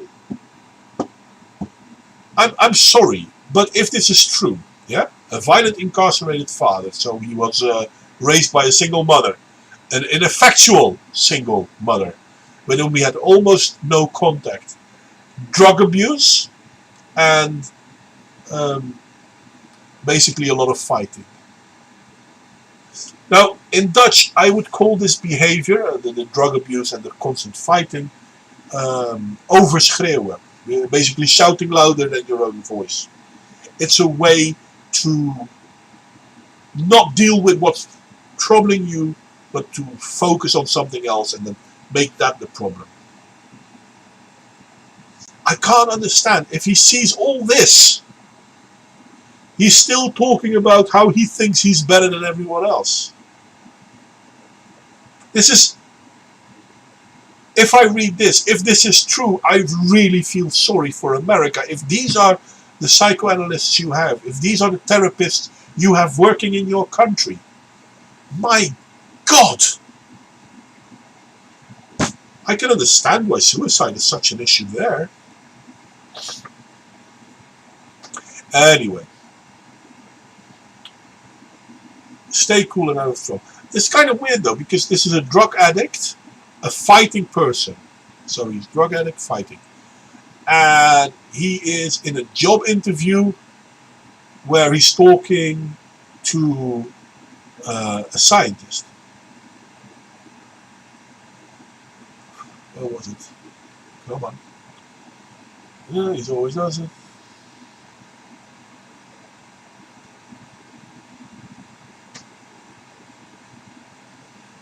So I don't get it. What job is he going for? And I can understand now better why he's so insecure, because bloody hell, if this is the person, drug addled, aggressive, I don't understand this at all. I mean, this is a very insecure person. The only intense emotion he expressed was rage, with attendant regret that he hadn't killed the offending party. Yes, but this rage comes not from anger, and people don't understand this. Rage always comes from anger. Okay, fair enough. The rage came from anger. What did the anger come from? Insecurity. Seriously. The only intense emotion he had expressed was rage with the attendant regret he hadn't killed the offending party. 2 years into the analysis, he bought a tiny dog toward whom he seemed to feel intensely loving and protective. Okay, that's good. He became preoccupied with the dog and less so with any of his demeaned objects. Then a woman entered the picture, she moved in, and suddenly it was 3 of them trying to set up a household. Nothing about him seemed to really change except his preoccupation. He wanted to be good, occasionally saying, without much conviction, to be like you. But with these manifest aspirational changes, he was no longer sounding anything like he had. He was, for fuck's sake, how can't he see this? We have a person who's very insecure, who doesn't know what's going on, and then all of a sudden he gets a dog and he focuses on that dog, and the dog gives him love, basically, unconditional love and attention, and the dog is also dependent on him. So he is going to be responsible for the dog, which is creating a sense of completion in a way, because that's, you want to take care of things as a person. And then he meets a woman, and the 2 of them also get together, and so a lot of the insecurities, they're not completely gone, but they are no longer as, how do you call it, dominant. So he has a wife, a partner, he has a dog to give his love to, and he has a wife to give love to, and who gives love to him. He's not feeling inadequate as much. He might still feel inadequate, but not as much. And all of a sudden, you are not seeing that much violence, that much aggression. Well, of course not, because he now isn't as insecure as he was earlier.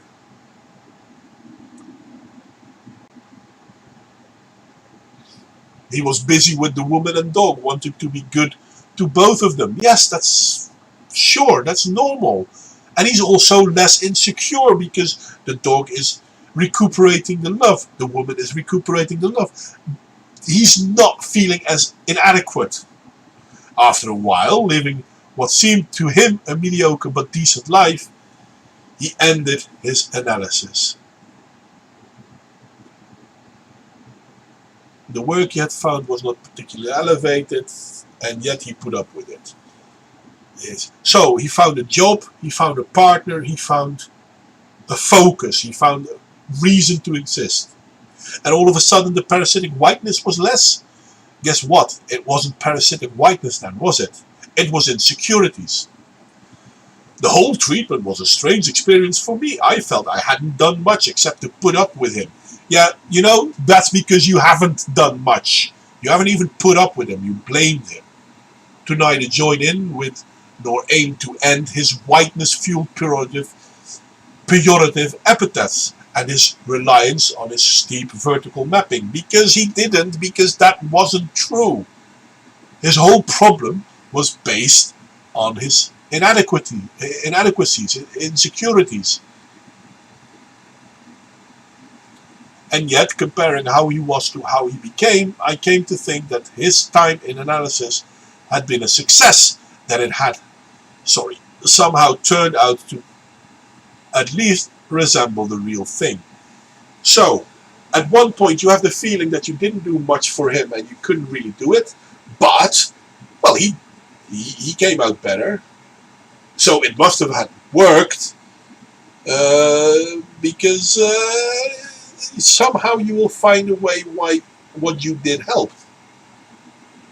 It's not that he came out on top because he took the dog and with that dog he felt better, and then he found a partner and with that partner he felt better, and he got a job and with that job, even though he didn't really like the job much, he still felt better. All those things weren't part of the success. No. The vertical planes of his life had been added to pushed aside by now by his affection for the woman and the dog, and maybe by his wish to become like me. Fucking hell!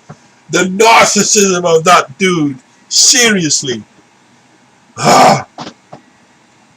Whatever they may have meant, but it didn't mean anything. Well, I mean, the affection for the woman and the dog, they meant something. But to become like you meant nothing, mate. That's people saying in a difficult situation, well, yeah, no, I wish my life was more like yours. That doesn't mean he wants to be you. It means he wants to have less problems in his life. Fucking hell. And this is a psychoanalyst, really. Oh, horizontal planes had emerged in the midst of the vertical ones. Not a cure, certainly, but a valuable remission, generating a zone of possibilities. I remain almost certain, though, that given even slight provocation, parasitical whiteness will recur. Mr. A will resume his racist rants, his violently imagined solutions. Now, where I think he's talking utter crap, and it's not parasitical whiteness, I do, however, agree that the current status quo Mr. A is in is a fragile one, because it is possible, indeed, that if something would go wrong, for example, the dog would turn against him, or the relationship would end, or he would lose his his job, he might start feeling inadequate once again to an extent, and that might cause a negative period once again. And yes, this paper has been accepted. Do you understand that? It's amazing, isn't it?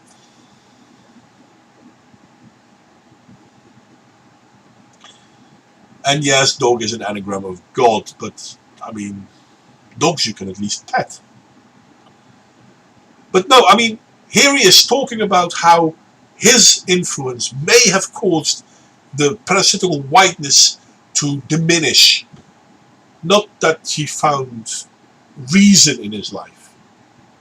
And let's be honest, you want to deal with inadequacies, you want to deal with feeling of being inadequate, you need to find reason. Once you have reason in your life, the inadequacies will fade to the background. They won't completely go away, let's be honest, that's not true. They might eventually, but yeah. This paper has been published, yes. And it has been peer reviewed. And it's fucking amazing, isn't it? But he really, really is going through. I mean, this dude is going for the Olympic record on reaching. His reaches are so far to try and explain why what he did is indeed what made this man better, that he totally ignores the screaming example he's giving us of inadequacy, of insecurity. Bloody hell. Okay, case 2.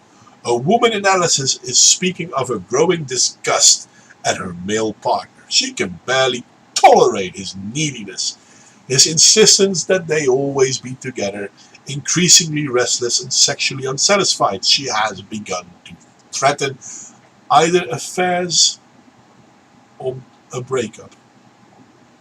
What, she has more than one affair? To threaten either affairs or a breakup. Her partner responds forcefully and repeatedly with an image that has long been a presence in their relationship. He says to her, "This is not you speaking, I know you love me, it's the pink monkey you have inside of you, that's what's talking.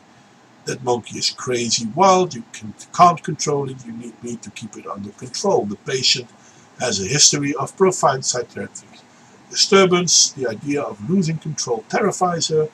For years, terrified, she has joined with her partner in working to keep the pink monkey under control. The pink monkey, a dangerous animal, demeaned by color.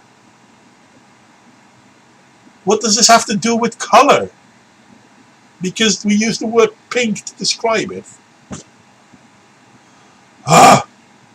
You know, in our current society, a lot of people think women like pink.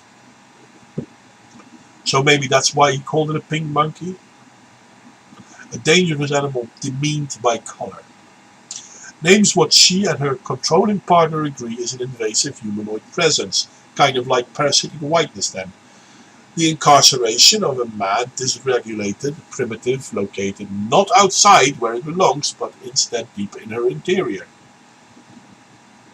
And yes, pink used to be a specifically male color. Well, not a male color, a boy color. Pink was the color of boys, red was the color of men. Long complained, certain that he alone can keep her from falling apart, she stays with him and grows increasingly unhappy. At a crisis point in the relationship, she has a dream. Oh, dream explanations, that's good. "I am with some people in a sexual situation, not sure of anything, who they are, what they want. One is a boy or a woman, I can't tell. Then it's a woman, but she has a penis, so she still can't tell. It's a little boy's penis, I'm excited. Then it's a woman again, and I look at myself, not sure what I have, what I am, a boy, a woman, whether I have a penis, I'm excited. Everything about it is exciting, scary." Well, yeah, exciting and scary are close together. Or a mediocre singer. Yeah, she was that too. See, now, if we look at this, "I am with some people in a sexual situation, not sure of anything." Yeah, sure. Now, dream explanation is not something I'm good at, so I'm not going to try. But this does describe the average dream. It does. We're not remembering our dreams, but I mean, you have a nightmare being chased by 2 socks. Now, whatever is scary about those socks, you don't know, but you were scared. Because the imagery and the emotions that go with it during dreams can go all over the place. That's the whole thing about dreaming. It's but okay, dream explanation is not my thing, so whatever. She begins speaking about the dream hesitantly, afraid it means she is becoming crazy again, perverse and sick. I say she seems to expect me to confirm that. Isn't that what psychoanalysts do? She says. Raoul says I'm crazy, and you don't? Aren't you a cop too? Okay, so Raoul is a cop. Her boyfriend is a cop.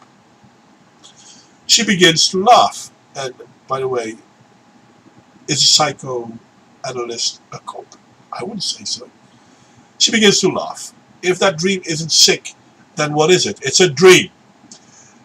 Laughing more, she exclaims, it's the pink monkey. That's what it is. The pink monkey is a sex monster. Every possible part. Penis, boy, woman, me, not so bad. Really, not so bad. Really kind of cute, don't you think so? Why should I care? Thought police. Well, that could be it, yeah.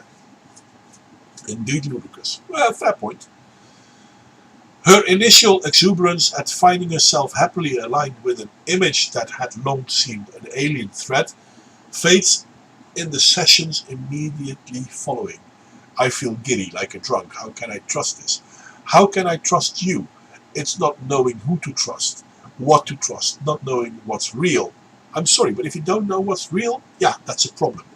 This is what being crazy felt like. It's what being crazy is. If you can't know what's real, now I understand emotional relationships with people is different, but if you can't know what's real, physically real, then yeah, that's a problem. Did I scroll? Yeah, I did. How can I trust you? It's not knowing to trust. Where was I? I'd say she might feel that I had aligned myself with the pink monkey, had enticed her into sacrificing her partner's insistence on saying, like, oh, wait a second. Yeah, sorry. I say that she might feel that I had aligned myself with the pink monkey, had enticed her into sacrificing her partner's insistence on sane regulation in exchange for joining me in unlimited access. Sorry. This picture of me as a malign seducer reminds her of the Robert De Niro character in Cape Fear, a killer who entices an adolescent girl in order to gain vengeful access to her father, the policeman responsible for the killer's imprisonment. Yeah, sure, whatever.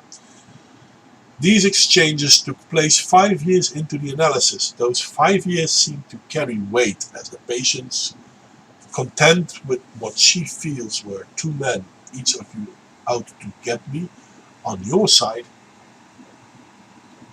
Bloody hell. This doesn't make sense. These exchanges took place 5 years into the analysis. So they've been at it for 5 years already.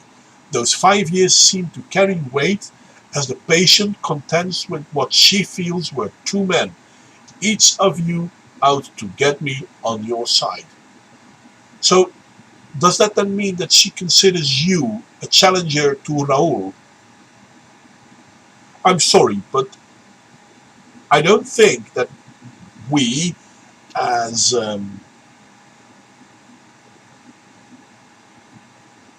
social therapists or psychoanalysts, we should not have relationships with our patients other than our professional one. But yeah, no, I think you're right, Ludicrous. She was having an affair with a psychoanalyst. That does seem to go there, or at least in her mind she might. That's indeed highly unethical. That's even worse than highly unethical. That's literally a crime. Bloody hell. It seems like a confession. Well, but maybe it's only in her mind. Maybe it didn't happen other than in her mind. I think she's at least partially right about me. I do want her to come over to my side. Bloody hell! Yeah, that's indeed highly unethical. Even if it's not relational, he is opening the door for her. Bloody hell. I think the image of the pink monkey is being used to frighten and restrict her, and that her fear of it is by now anachronistic, and that, having developed her own capacities for control, the pink monkey is gratuitous gratuitous and serves her partner's interest more than hers. She tells me that she had come to trust me over the years. Without that, I don't think I could believe you now. Fucking hell. Fucking... If this is real, that woman has actually reason to charge him. Even if there was no sexual relationship, because let's pretend that there never was. I mean, it's not specifically mentioned like that, but my God. Once she found a way out of the relationship, she met a man who she told me is not afraid of what she wants. No more pink monkey, she says. Just me, maybe pink, maybe a monkey. Sure, whatever.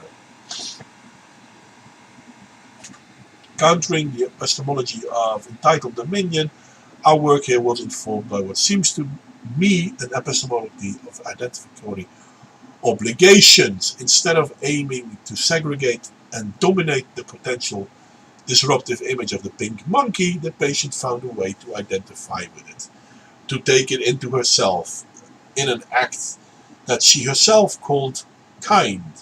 We are the same flesh, the pink monkey and me, she said. With this, she reconfigured the strange as the curious. She reconfigured the strange as the curious, turned the threat of disorganization into the promise of surprise. Identificatory obligation promises the possibility of permanent erotic contact, ever possible and ever uncertain, that entitlement and dominion had moralistically foresworn. The pink monkey had been transformed. The patient and Raoul, via a shared and perverse epistemology of entitled dominion, had relegated the patient's desire to the status of a mad animal in need of a cage. Yeah, sure, why not? Mapping her as a kind of domesticated zoo animal, no, that's your interpretation. Dangerous without her trainer, again, your interpretation. Putting her dream to excellent use, the patient found a way to liberate the monkey, turning it into a blurred flurry of sexual part. Polymorphous, yes, but no longer frightening.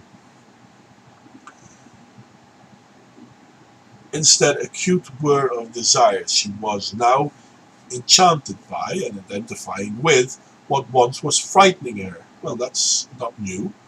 In effect, the dream the monkey speaks. In the dream, the monkey speaks, essentially seducing her, winning her over, showing his cuteness, making it clear that he need not be locked up, kept on a chain, suppressed. Yeah, sure, insight is a beautiful thing, so you can surely say that afterward. Had she gone into a psychosis, you probably would have said something else, wouldn't you? The voice of perversion had banished the woman and her primitive pink monkey to a psychic version of the walled-off, faraway territory. Her partner's control was a non-negotiable condition of her release. A shared fear of the pink monkey's unruly desires bound this perverse couple. Yeah, well, if she's only together with Raoul because they both wanted to keep the pink monkey possessed, so to speak, locked back. Well, if they both share that, yeah, sure. I can't imagine that being a healthy relation, but still. A shared fear of the pink monkey's unruly desire bound this perverse couple. Yeah, hindsight is an interesting thing. Those desires mark the threat to order. Entitled dominion here camouflages itself as benevolent protection against the recurrence of a psychic breakdown, which had long ago disfigured her, just as it was the voice of order and protection that had marked and mapped my friend Bobby as disfigured.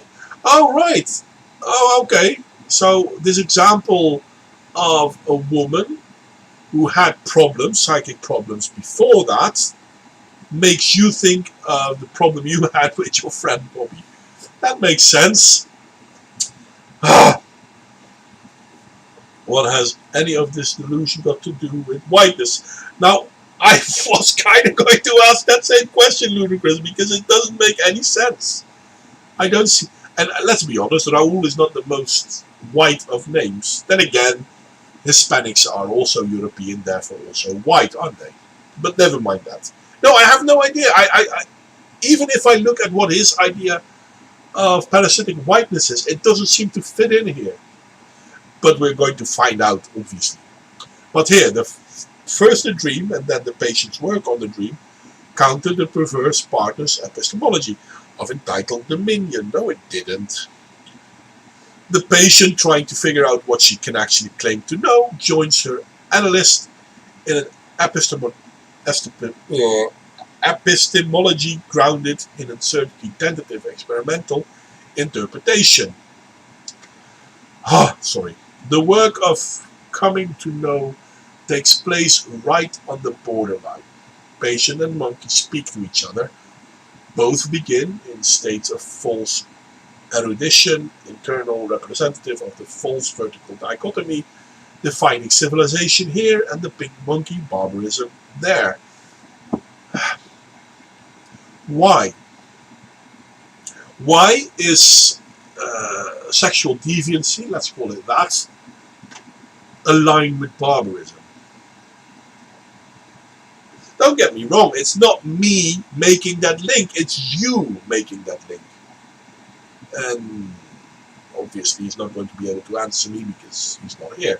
But I am very curious, because that's what he's saying. Internal representative of a false vertical dichotomy. The dichotomy isn't real. Defining civilization on one side and the pink monkey, barbarism, on the other side. Not my words, his words. The patient, though, is not actually civilized. The monkey not actually barbaric. Yeah, that's not the point, though. I mean, there is no monkey, so obviously it can't be barbaric. I don't think he had sex with her, but if that is true, bloody hell. The patient, though, is not actually civilized, the monkey not actually barbaric. That's a nice way of talking about your patient. Why, she's my patient, but she's not civilized. Bloody hell no. Both terms are, in fact, entirely imaginary. Any identificatory epistemology engenders the possibility of a linking encounter across this imaginary divide. Enchantment is merely one means of eroding the vertical disidentification. There are many others. Identification, looking for and finding likeness. This is the central clinical and social move that eradicates verticality and turns fixed hierarchy into mobile differences.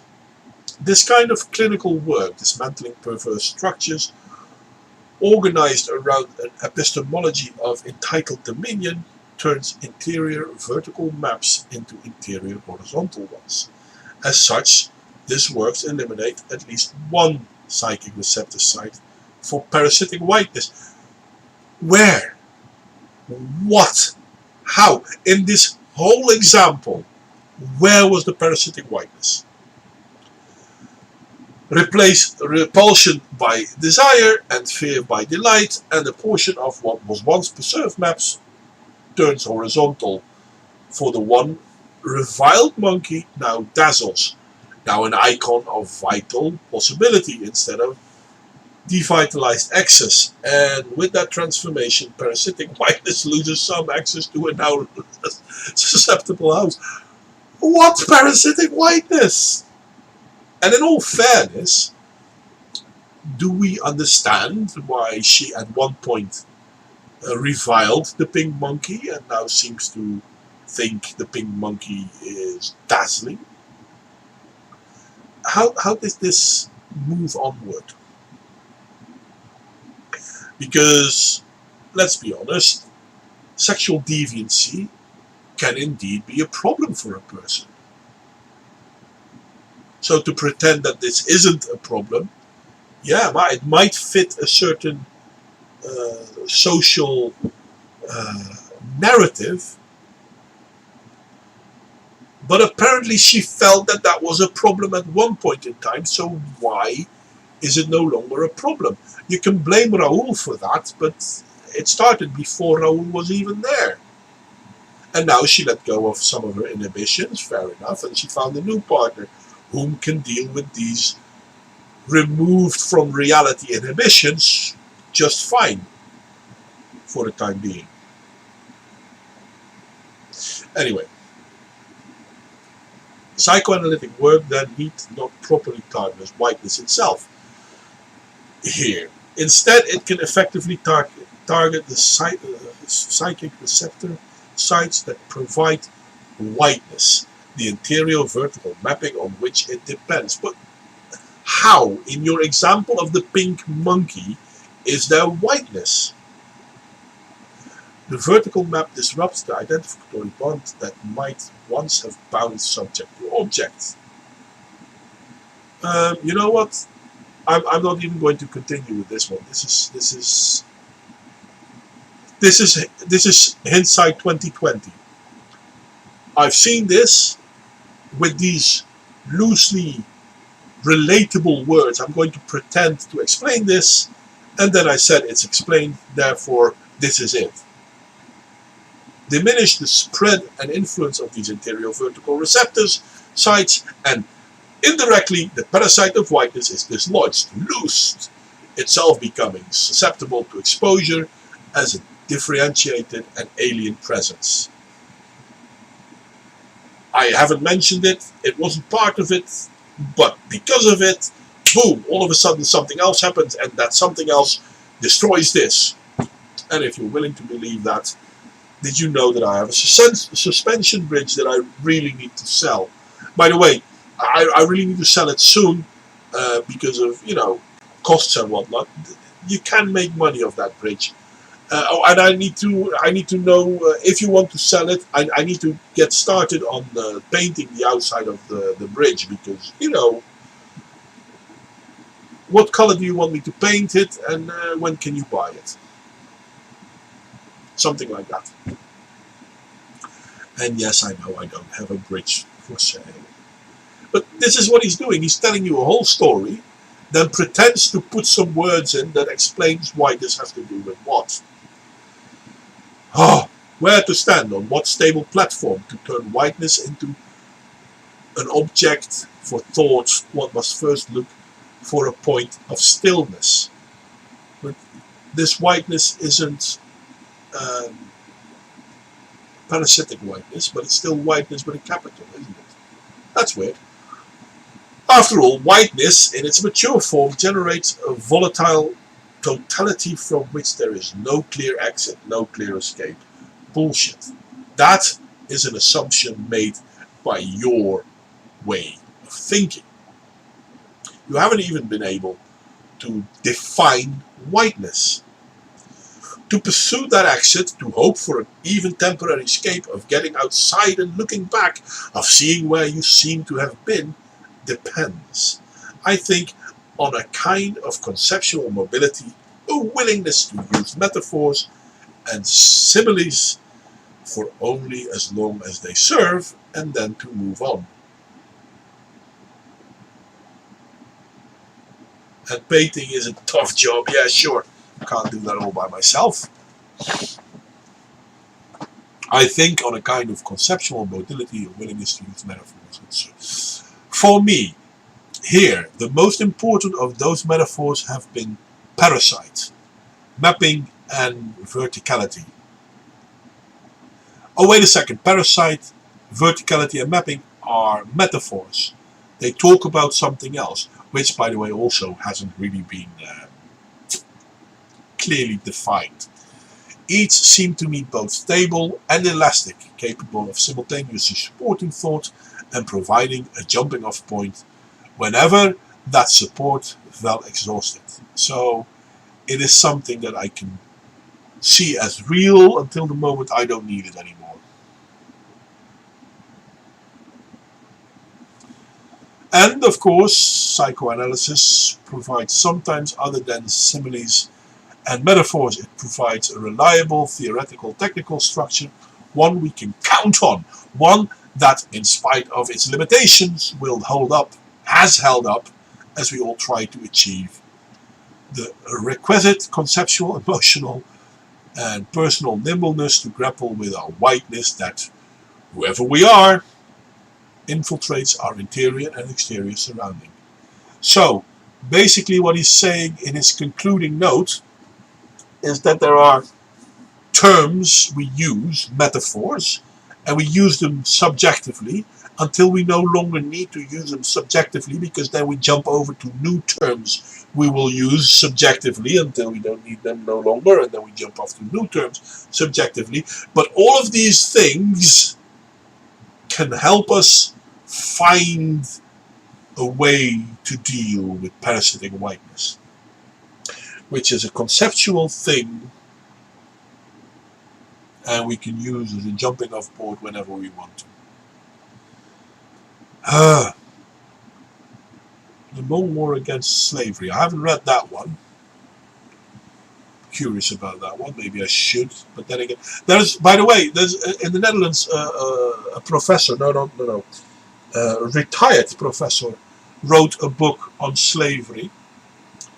Still, slavery bad. People, the professor also agreed with that. Still, slavery bad. But there were a lot of people who sold themselves or their children into slavery because it increased their standard of living. It's a funny thing. I might actually have to get that book, read it, but okay, sorry. The story of an Atlantic slave war. Yep, sure. Instinct and their viscous studies by Freud, sure.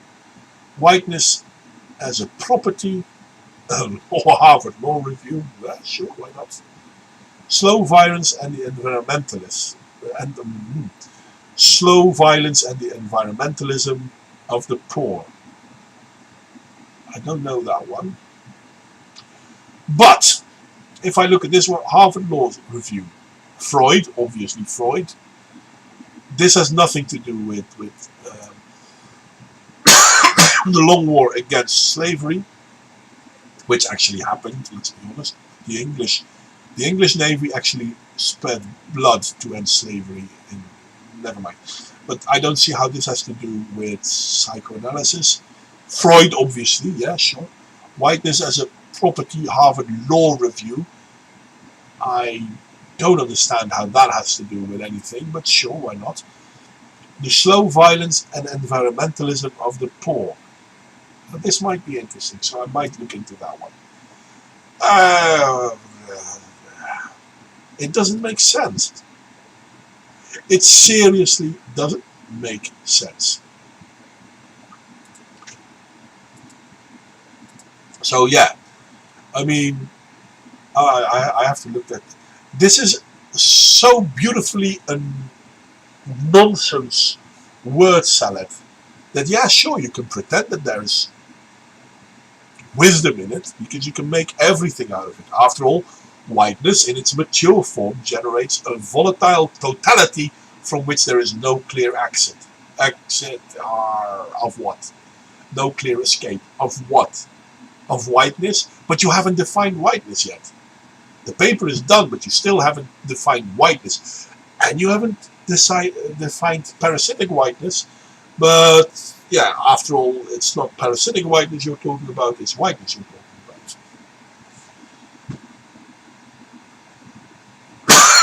about. And then this sentence. There we go. Each seem to be both stable and elastic, capable of simultaneously supporting thought and providing a jumping off point whenever that support felt exhausted.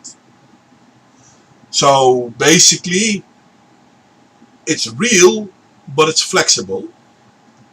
It's supportive, but it's gone when that support is no longer needed.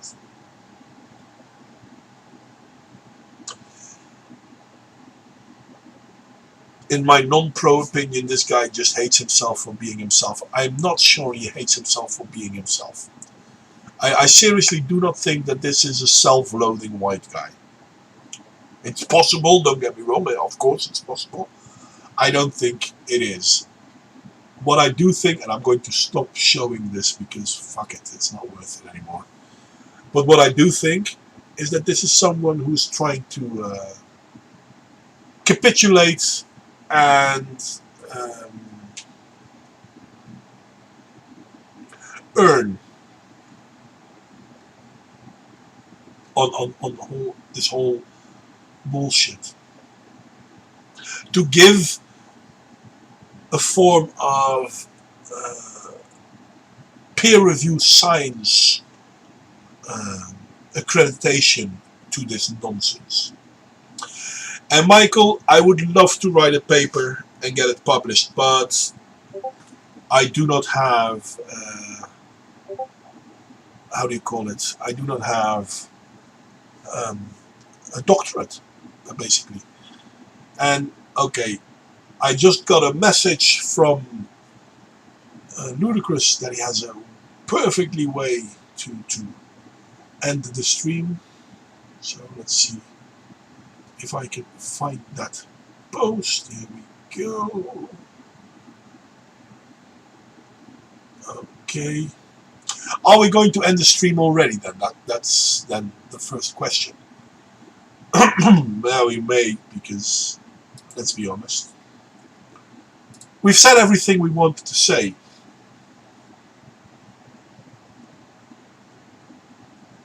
I understand whiteness has a slang, word, but has a serious word, then it is a really weird term. I'm sorry, William, I'm not quite sure what you mean with that one. We don't have to, but it's a good time to finish, I think. Okay, well, because, let me see if I can, yeah, sure. Click, click, click, click. Okay, so this video is definitely getting demonetized now, which is nonsense because none of my videos are monetized anyway. And there is click lots. Boom. Then there is that.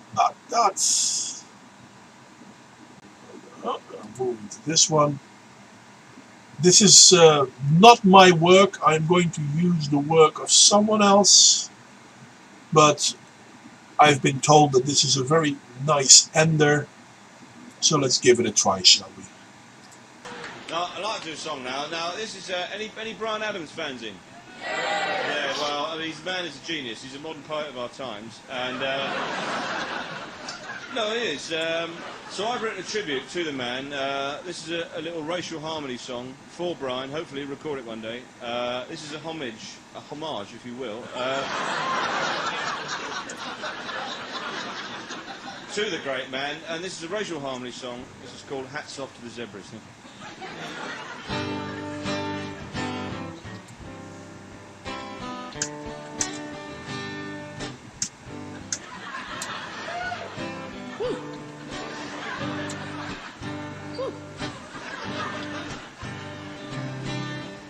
The horse is a noble beast, from the Mustangs of the West to the stallions of the East. But the horse has a distant cousin. It lives I do not know where, but its message of racial harmony is the one that we all can share. Hats off to the zebras, they are black and white. They don't fight, 'cause they're not very good. In a world of confusion, we all need a sign. If only we could live side by side like the stripes on a zebra's spine. Hats off to the zebras. The humble badger takes a sip of morning dew, but he's totally colorblind, so he can't judge you. But the badger is a dreamer. The badger has a plan. He knows that his destiny is to help his fellow man. Hats off to the badger. He is black and white, but he doesn't fight, except for mating rights and territory. Black man and a white man, both they need to shave. United by the badger brush, he's helping from beyond the grave. Hats off to the badger. What about the tapir? Yeah, half zebra, half pig. Imagine the stigma, but the tapir stands proud. Hats off to the tapir. Badgers and zebras, skunks, oh yeah, and ring-tailed lemurs living together in harmony. And if the killer whales can do it, why can't we? Tell me why can't we?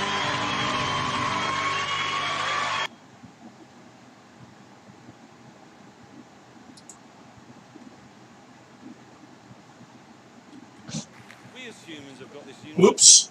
That's my bad. Sorry for that. Hi there, Carlos, by the way. Nice to see you, mate. But yeah, we're kind of closing up now.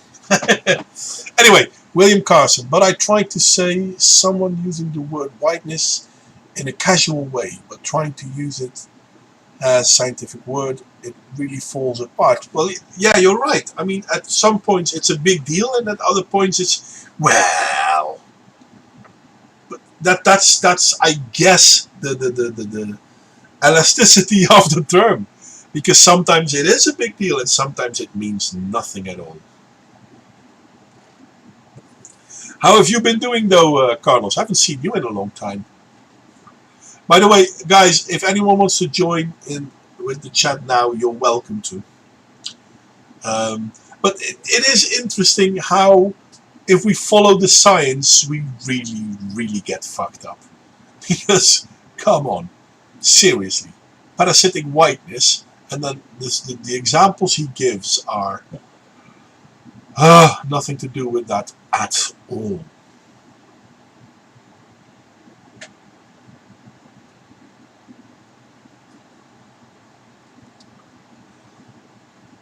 But yeah, hi there, Carlos. I'm glad to see that you're feeling better, recovering. Now, I'm not sure if someone will join me in Discord to talk to you people. If, then we can continue. If not, I'm going to call it quits. Well, I'll just add one quick thing. Go on then.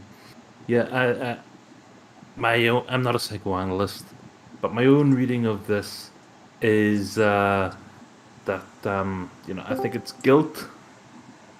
Let's go. I think it's guilt in relation to what he's done to his patients. Well, and he's trying to find a way to justify it. that funny enough, that actually could be true. I mean, the first case he absolutely misdiagnosed. I'm sorry to say, but even in the small example he's giving, you can see the amount of insecurity the guy had. And then he got a dog and the insecurity got less. And then he got a partner and the insecurity got less, even worse. And then he found a job and the insecurities were almost gone. Ta-da! Seriously, then he didn't see that one. That's... the second one grew up. But in the second one, you got the woman possessed by the pink monkey. Yeah. That's kind of verging on, kind of abuse there. Except the pink monkey. The pink monkey is good. Hello, everyone. Are we alive? Yeah, we're still live, Carlos. Hi there, mate. And I'm sorry. How are you? Well, we've just finished the second episode on parasitic whiteness. I saw the first one. Yes, I wanted to join. Well, I'm okay now today. I'm not talking too loud, so I don't think my wife will hear me too much. She's in just the next room, so you know what I mean. Yeah. Yeah. Parasitic whiteness. the main what do you call it? Focus of critical race theory. Basically, that's what it is. That is what it is. Yeah. Yeah. It seems that he's trying to give. Yeah. How do you call it? As if there's as if there's a good excuse for but that's parasitic whiteness. Oh, look how bad these people are. Oh, now swap whiteness for blackness, brownness, yellowness, etc., etc. Yeah, Jewish, Islam, sure. Oh, yeah, we mentioned that at the start earlier. I know. Yeah. Yeah. So, no, but it's terrible. It's kind of funny though, because I did. You wanted to say? I didn't catch it because I just came from watching series because I actually had to restrict my news consumption because it was affecting my health. Honestly, you know that, Mod, when we've sort of talked about it before. I know. Yeah, sorry. But this lockdown is sort of. I'm sure you guys have heard at least in America, parents have gone against the education boards. Yeah, that's a great thing. And do you know why they've? I haven't seen any indication. Do you guys know why they have gone against the education boards? Nope. Do you guys realize that in 2020 until very recently, education was basically how do you call it, on remote? Yeah. On your computer. Mm-hmm. Yeah. All right. The teachers were teaching what they taught in the classrooms over the internet. Yeah. So with the kids at home. Yeah. So parents could hear and see it. Yeah. And parents could see what was happening. Mm-hmm. So there's nothing on that of why people are suddenly against education boards, but we know anyone who has a little bit of brain or a little bit of wait a sec knows what's happening, because parents were fine, and I mean parents, I mean normies parents. Yeah. Well, they're parents too. Come on. Not people who know this shit, but average working class parents saw the shit their kids were being taught by woke as fuck Marxist teachers, and they said, "What the fuck are they teaching my kids?" Yeah. Suddenly, the United, at least in the United States. I'm not. Oh, this is just for now, just in the United States. And maybe the United Kingdom, but not as much. For now, it's just a United States phenomenon. The parents said, "Jesus, what the fuck are my kids being taught?" So suddenly, they go to the board meetings and they say, "Whoa, I'm sorry, but you guys aren't teaching my kids. You guys are indoctrinating my kids to fucking Marxism. It's not even just Marxism. You guys are teaching my kids to be, because their skin is white, to be the most horrible things you can imagine. 5, 10, 12, 15-year-old kids, children basically." So the parents are naturally going, whoa, fuck this.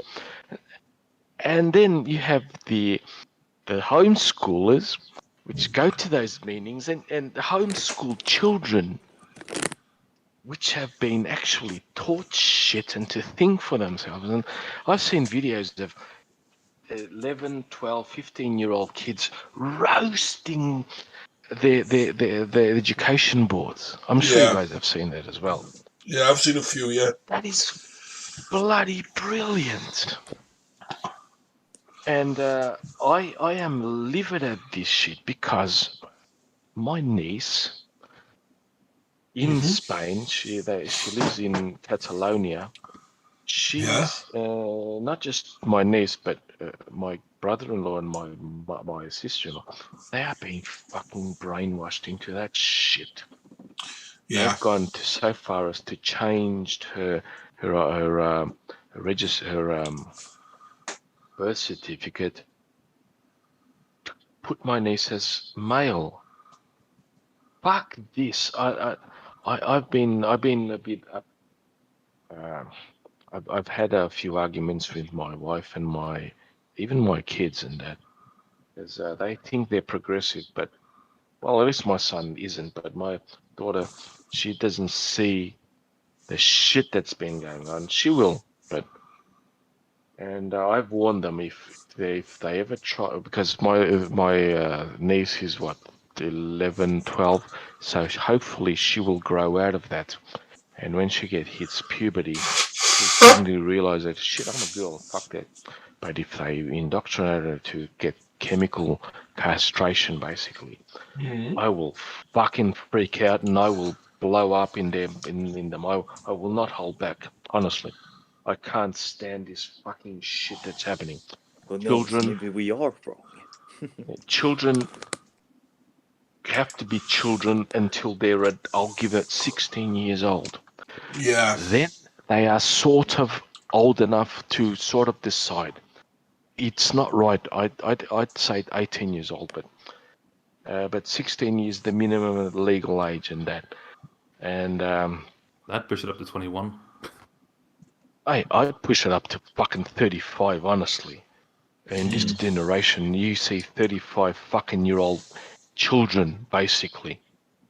And, Well, I mean, like, there is a lot of pushback in countries like, say, which Europe EU countries, the one that's hated the most because they put in the anti-homosexual. Hungary, yeah. Yeah, Hungary was. Hungary, Poland, Slovenia, they have all joined, and the European Union is oh, we can't do that. We have to castrate children. Fuck that. Oh God, the European Union. Yeah, and also This the laws that Florida signed in a couple of days ago, kind of outlawing That- critical race theory. yeah, that doesn't allow transgender boys to compete against girls. That is fine. Why the fuck don't they create a new category, transgender? You have males, females, and transgender. You can have 3 categories competing in sport. Nothing's stopping that. I will Yeah. support the transgender. Have transgender girls and transgender boys competing in their trans category. True that. True that. But that's the thing, though. I mean, It's just a progressiveness. Don't you no, think, it's Smart? not.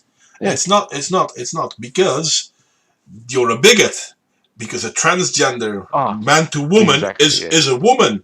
Therefore, a transgender man to woman should be able to compete against women. But Exactly, but you but don't they're see not any women. transgender women to men in sport, do you? You wonder why. Yeah. That's bigoted. I'm bigoted for that. I'd love to see more trans women, trans men competing in men's sport. Yeah. It's just bigoted to not have them there. Why aren't they there? Yeah. It doesn't make sense. No, it does make sense. This is the new religion. This is actually a new religion. It is. Well, it's not new, but it is. It is. No, it is new because it's a secular religion. No. It's not new. It's not new.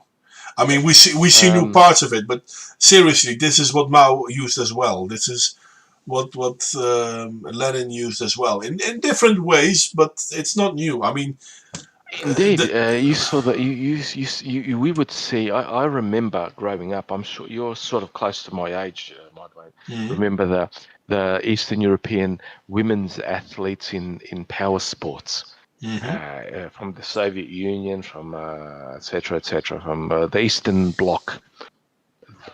God damn it, they were butchers. Fuck. Yeah. Yep. So basically, Thrown to the max.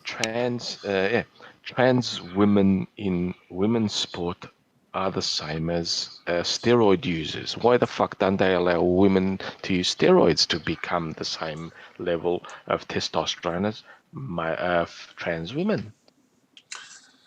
Yeah, well, That would be fair, don't you think? I find it interesting that now they're saying, well, yeah, but if we lower the testosterone in a man's body, it doesn't have much testosterone. And I'm like, yeah, but the testosterone caused muscles to grow. Those muscles aren't going away, not fast anyway.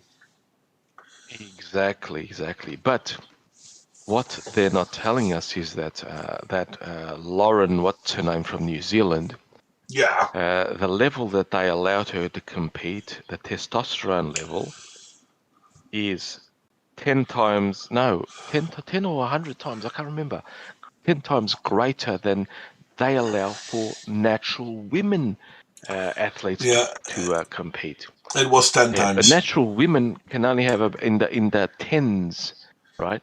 It's about what, 9, below 10, whatever. But she's allowed to compete with 100 parts per million, whatever the thing. So, yeah, very, very fucking fair. Yeah. But it doesn't have to make sense. I mean, they don't care about making sense. They care about indoctrinating. Create a new category: men, women, trans. Gold medals for each thing. The medals are basically bronze with coatings on it, so it doesn't cost them much more. That's it. No, I totally agree with you. What the DeSantis did in Florida, he said NCAA, whatever the NCAA is fucked because they're being sued the shit out of it. They're basically a mafia at this point in time. It's antitrust. They're being sued like fuck to oblivion, and they say, "Oh, you're gonna ban your sports from here? Fuck you! We'll create our own."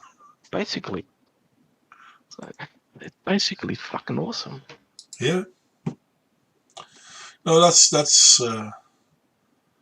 very true. Anyway, but this quote unquote pandemic has absolutely screwed with Marxist CRT teaching, critical race theory teaching. True. Because normies have suddenly realized, shit, what the fuck are they teaching my kids? True. And the thing is, I can understand why people didn't think it was this bad. I can understand why they didn't want to believe that it's as bad as what we were talking about for a longest time. Because you simply don't want to think that it's that bad. You want to assume that people aren't out there to destroy. And then you all of a sudden realize, wait a second. But those people that we call, how do you call them? Wappies or idiots or conspiracy thinkers. Wokistanis. Yeah, but all of a sudden, well, wait a second, they were right. What the fuck? What's going on here? I sort of disagree with you. They were not exposed to what they were teaching. Remember, working class and normies, they drop their kids off at school, go to work, come back, and have dinner. They don't know what the fuck happens with their kids. No, that's true. Suddenly they're working from home. Many working from home. Their kids are on the computer. The parents walk into the room, sits down beside him, said, "Oh, honey, or going to have a class. Let's have a look at what you're being taught."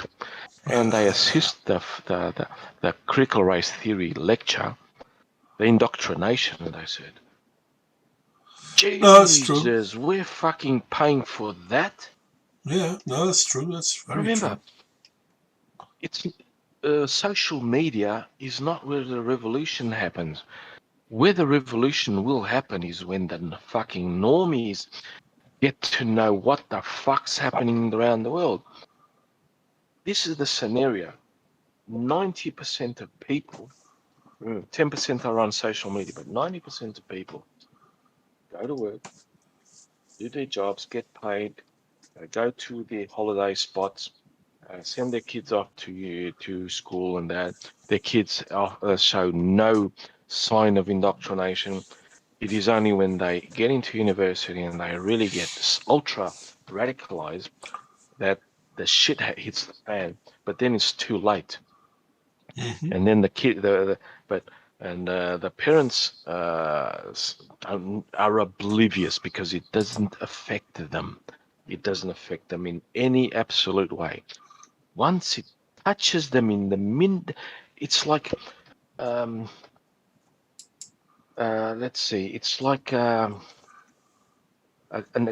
Ferrari car, a Ferrari. A beautiful machine, super engineered, but they usually had some faults, say electrical. The a small electrical fault completely fucks up the car. Uh-huh. That's the analogy I'll give. The same with the parents. They see the smallest, they are oblivious to everything, but then when they see the smallest thing that said, "Oh shit, what the fuck?" This teacher's telling my kids, a white white lower class parent, teaching my kid that he has to pay reparations for slavery, which happened 200 years ago. I came to this country, assuming in the United States. I came to this country as an immigrant. I fled. My parents fled oppression, and now I'm saying I'm fucking oppressing someone.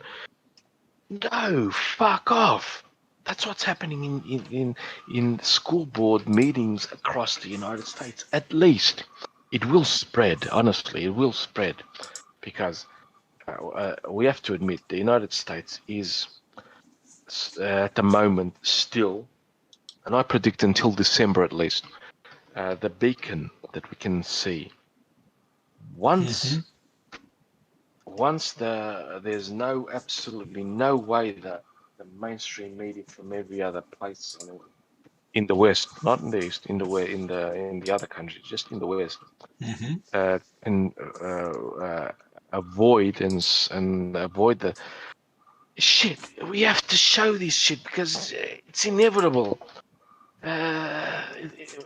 For example, in Europe it'll be too late, but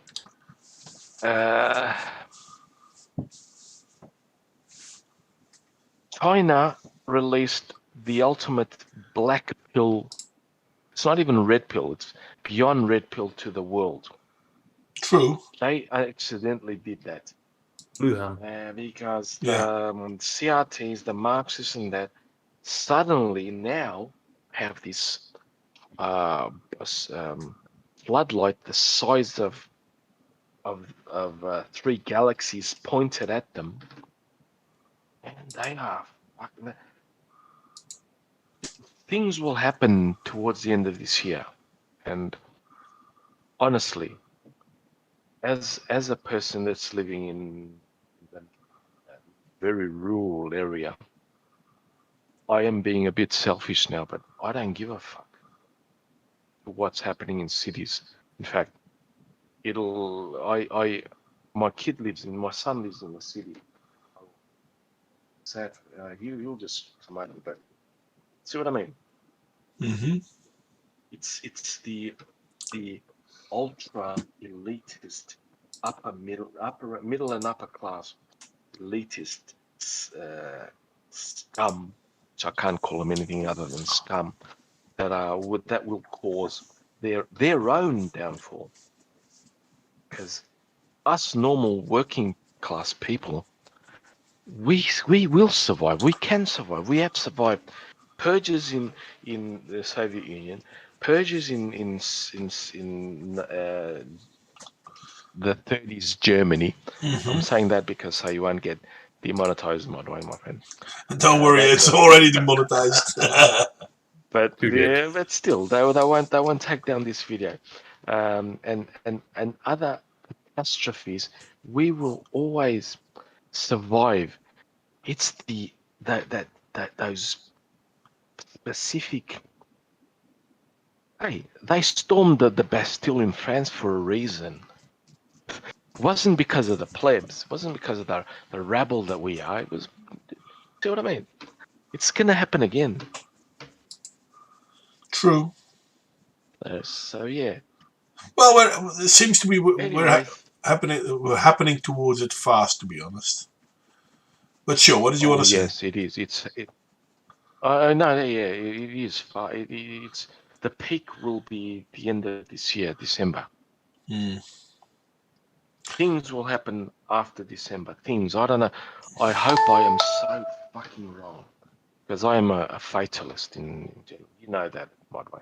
I'm a No. fatalist. Yeah, I'm If curious. things will happen, it'll be the worst things that can happen. See what I mean? But Yeah, no, I I understand hope what I you mean. am absolutely wrong. Yeah.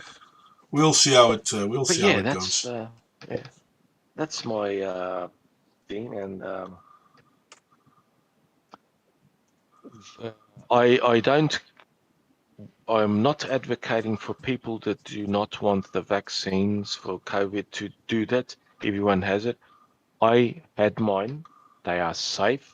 But if you do not want them, I will stand by you till the death. Mhm.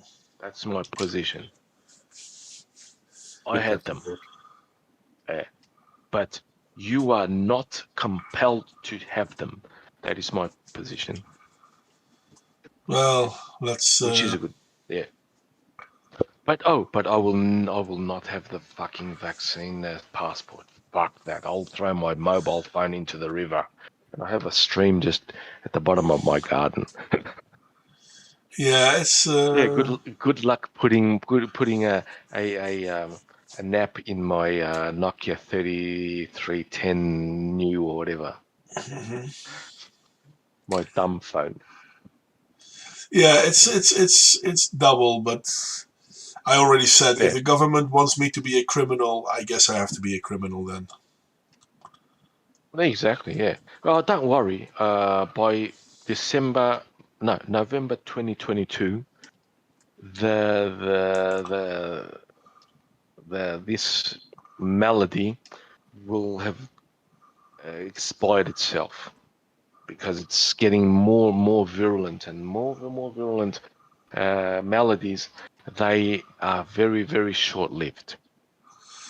Well, As any medical of shit. I'm not a doctor, but I fucking know the minimum of virology.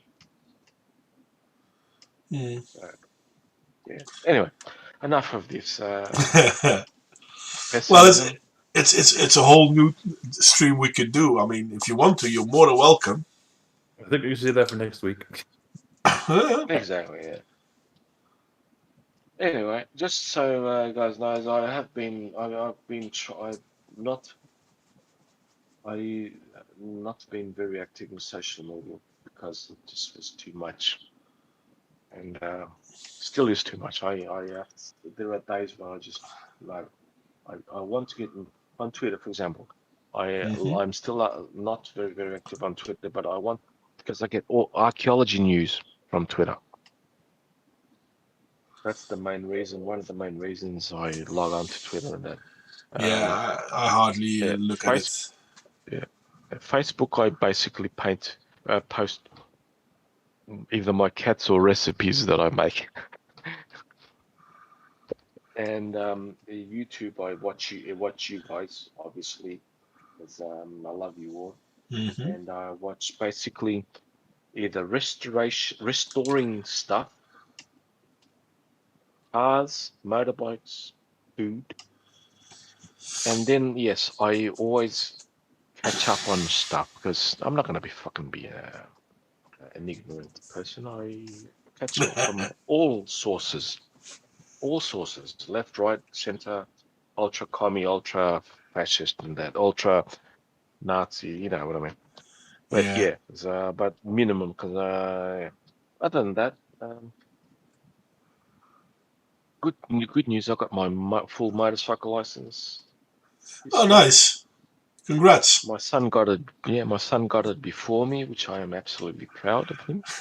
Wait, yeah. Yeah, so I'm now. I'm basically my bucket list is completely. I don't give. I can live with a meteorite the size of Mount Everest hitting New York. I won't be. I wouldn't care. As long as the flames just fly over me. As like if I survive, fuck it, I got my motorbike and ride around. I'm being So, hyperbolous, obviously. It's fun, and yeah. I'm still planning to come back for my archaeological series soon. Depends on my daughter, basically. She and her boyfriend, my son-in-law, they're buying a house. As soon as okay. they move there, they will fix up sort of a room. Then I'll move my computer equipment to there, so I'll be quieter. So Uh-huh. my wife is basically just a thin wall separated from me, and I don't want to be. Well, yeah. What did Raven say? I thought you were rigging bikes, Raiders. I lost my cell phone in a terrible boating accident. I thought you were Oh yeah, that's the excuse to get not riding having a smartphone. riding Oh, bikes. riding bikes. Oh yeah, Raven, I did, but it was a 125cc, so I had my car license to drive it. But now I am fully licensed, so I can ride a Kawasaki K2, the 300 mile per hour motorbike legally. Yeah. I bought a Benelli sort of adventure bike, but it's for the road. So 500cc. Maximum speed is what 150. For me, it's fucking too much even. But it's a big bike for me. Benelli's That's me and my son. For me they're and my good. They're son. good So bikes now. Benelli's are good oh bikes. yeah, they are. I'd prefer the Triumph, but I can't afford it. So I'm happy. I thought Not what's driving bikes, Raven. Riding bikes. Ah, there you go. Perfect. Oh God. I thought Where's Triumph was now being made by an Indian company. just some models, but I prefer India. What's wrong with Indian models? Well, They're there's so nothing wrong with them, but I thought they weren't that yeah. expensive. They are because the Triumph is producing the lower what do you call it? The lower models, the Trident, Yeah. the Street Triple, which is Hmm. below 1000cc basically. They're cheaper Okay. models. Yeah, while the more expensive models are made in the UK, but which is fine. Yeah. No, Raven, I will not get a Harley Davidson. I don't mind Harley Davidson. For personally, it's not the bike I want because now I need a bike that makes my spinal column more straight. And Harley bikes are you sort of slumped over a bit, and yeah, the old age just doesn't let's say doesn't it's not kind to your body. The old age, basically, yeah. So yeah, how's your wife, Modway? All fine? Yeah, no, everything is going well. Everything. Most of the things are going well here. Son is growing Good. up nicely. Oh, awesome, man! Yeah. I'm so happy.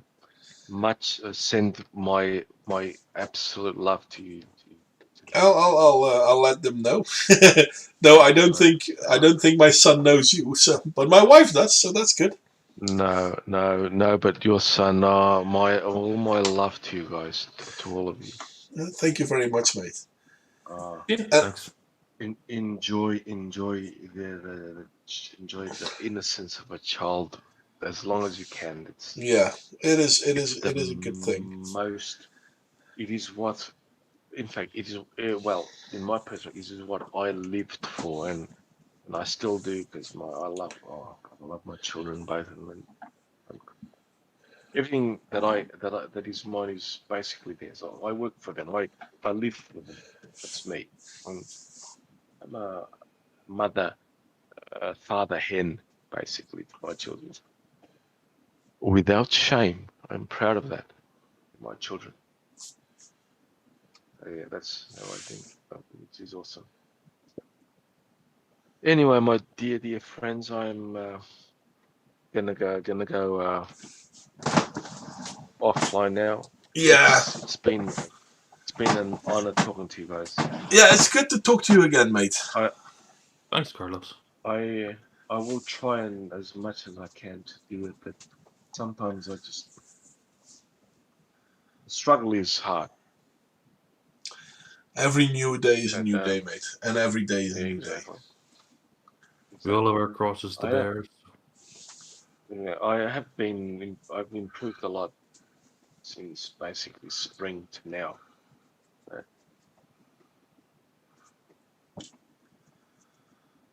life, you we well, life is that. Life is life, and I have come to terms with it and shit. Yeah. But Well, as I said, every new day is a new day. exactly, yeah. So anyway, guys, thank you all. Yeah. Thank you for joining. Eh, I'm not drunk, William, but I wish I was. Well, I used to be a lot, but now I've cut back on a lot of. I actually cut a lot of drink now. I drink a lot less than I used to. I enjoy now the drink for the drink, Well, nothing which wrong is with. yeah. Sorry. Oh, No, fucking no, no. hell! It's early in the morning now. Yep, you guys are 1 hour ahead of us. I'm on the correct time zone.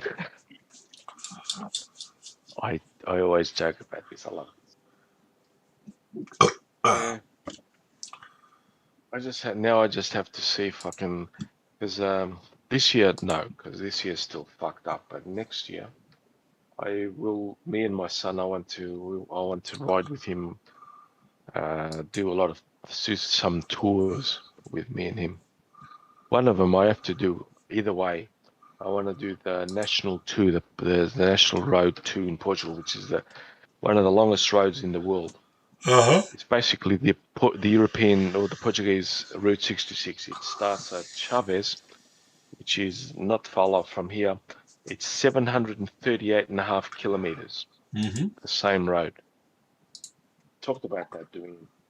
I would have done it if it wasn't for my dad because he came ill when I was supposed to do it. But um, in 2018. But now that I got my bike, even if I have to do it myself, I'm comfortable doing it because I know it's safe and my wife knows it. Well, first of all, I'm going to take her. We're going to do that on a car, um, me and her, and then I'll do it on the bike. So Well, that sounds good. by myself. So it's because it's a nice road. And yeah, if I can get someone to lend me a bike, my friends, they maybe lend me a bike or him, my son. Well, shit, even my son's brother-in-law may, uh, my son's girlfriend's brother-in-law, sister's wife, husband, he's also a bike rider. If he lends him his bike, which is a Ducati, bigger than mine, more expensive, which is awesome. And yeah, we can. Yeah, my brother has a Ducati somewhat. too. Yeah. I just wanted to, even if he comes with us, I'll think of a way to get my son a bike, and we'll three of us. I'll rent it even. There are renting companies and bikes. Yeah, I'll rent the bike, whatever, and we're going to do that route over 7 days. 3 days to get to the Algarve, 1 day to stay in the Algarve, and 3 days to come back. So it's 7 days. Oh, sorry. So yeah. Oh, well, And yeah, that'll be on my bucket list. And then if I live that long, in saying 2 years' time, I want to go to the Arctic Circle in Norway on my bike. I will ride there. well, that would be 2 weeks. I'll do 2 weeks. That 7 days to get there and 7 days to get back. It's only 5,000 kilometers. It could still be fun. I placed it on Google Map. It's 51 hours. Yeah, but bring a warm jacket. Well, yeah, definitely that. And that's it'll be in the summer, obviously, and I Oh, want right, to go then to cool. the basically 2 days to get to Denmark, 2.5, 3 days to get to Denmark. No, 4 days to get to Denmark. Well, if you're in the It's over Netherlands, 2 weeks. if you're in the Netherlands, let me Of know. course. I will let you know. I will text you. Where are you? I want to have a beer with you and your wife, and I'll even buy an ice cream. By then, your kid will love an ice cream, and we'll Yeah, go probably. to a nice thing.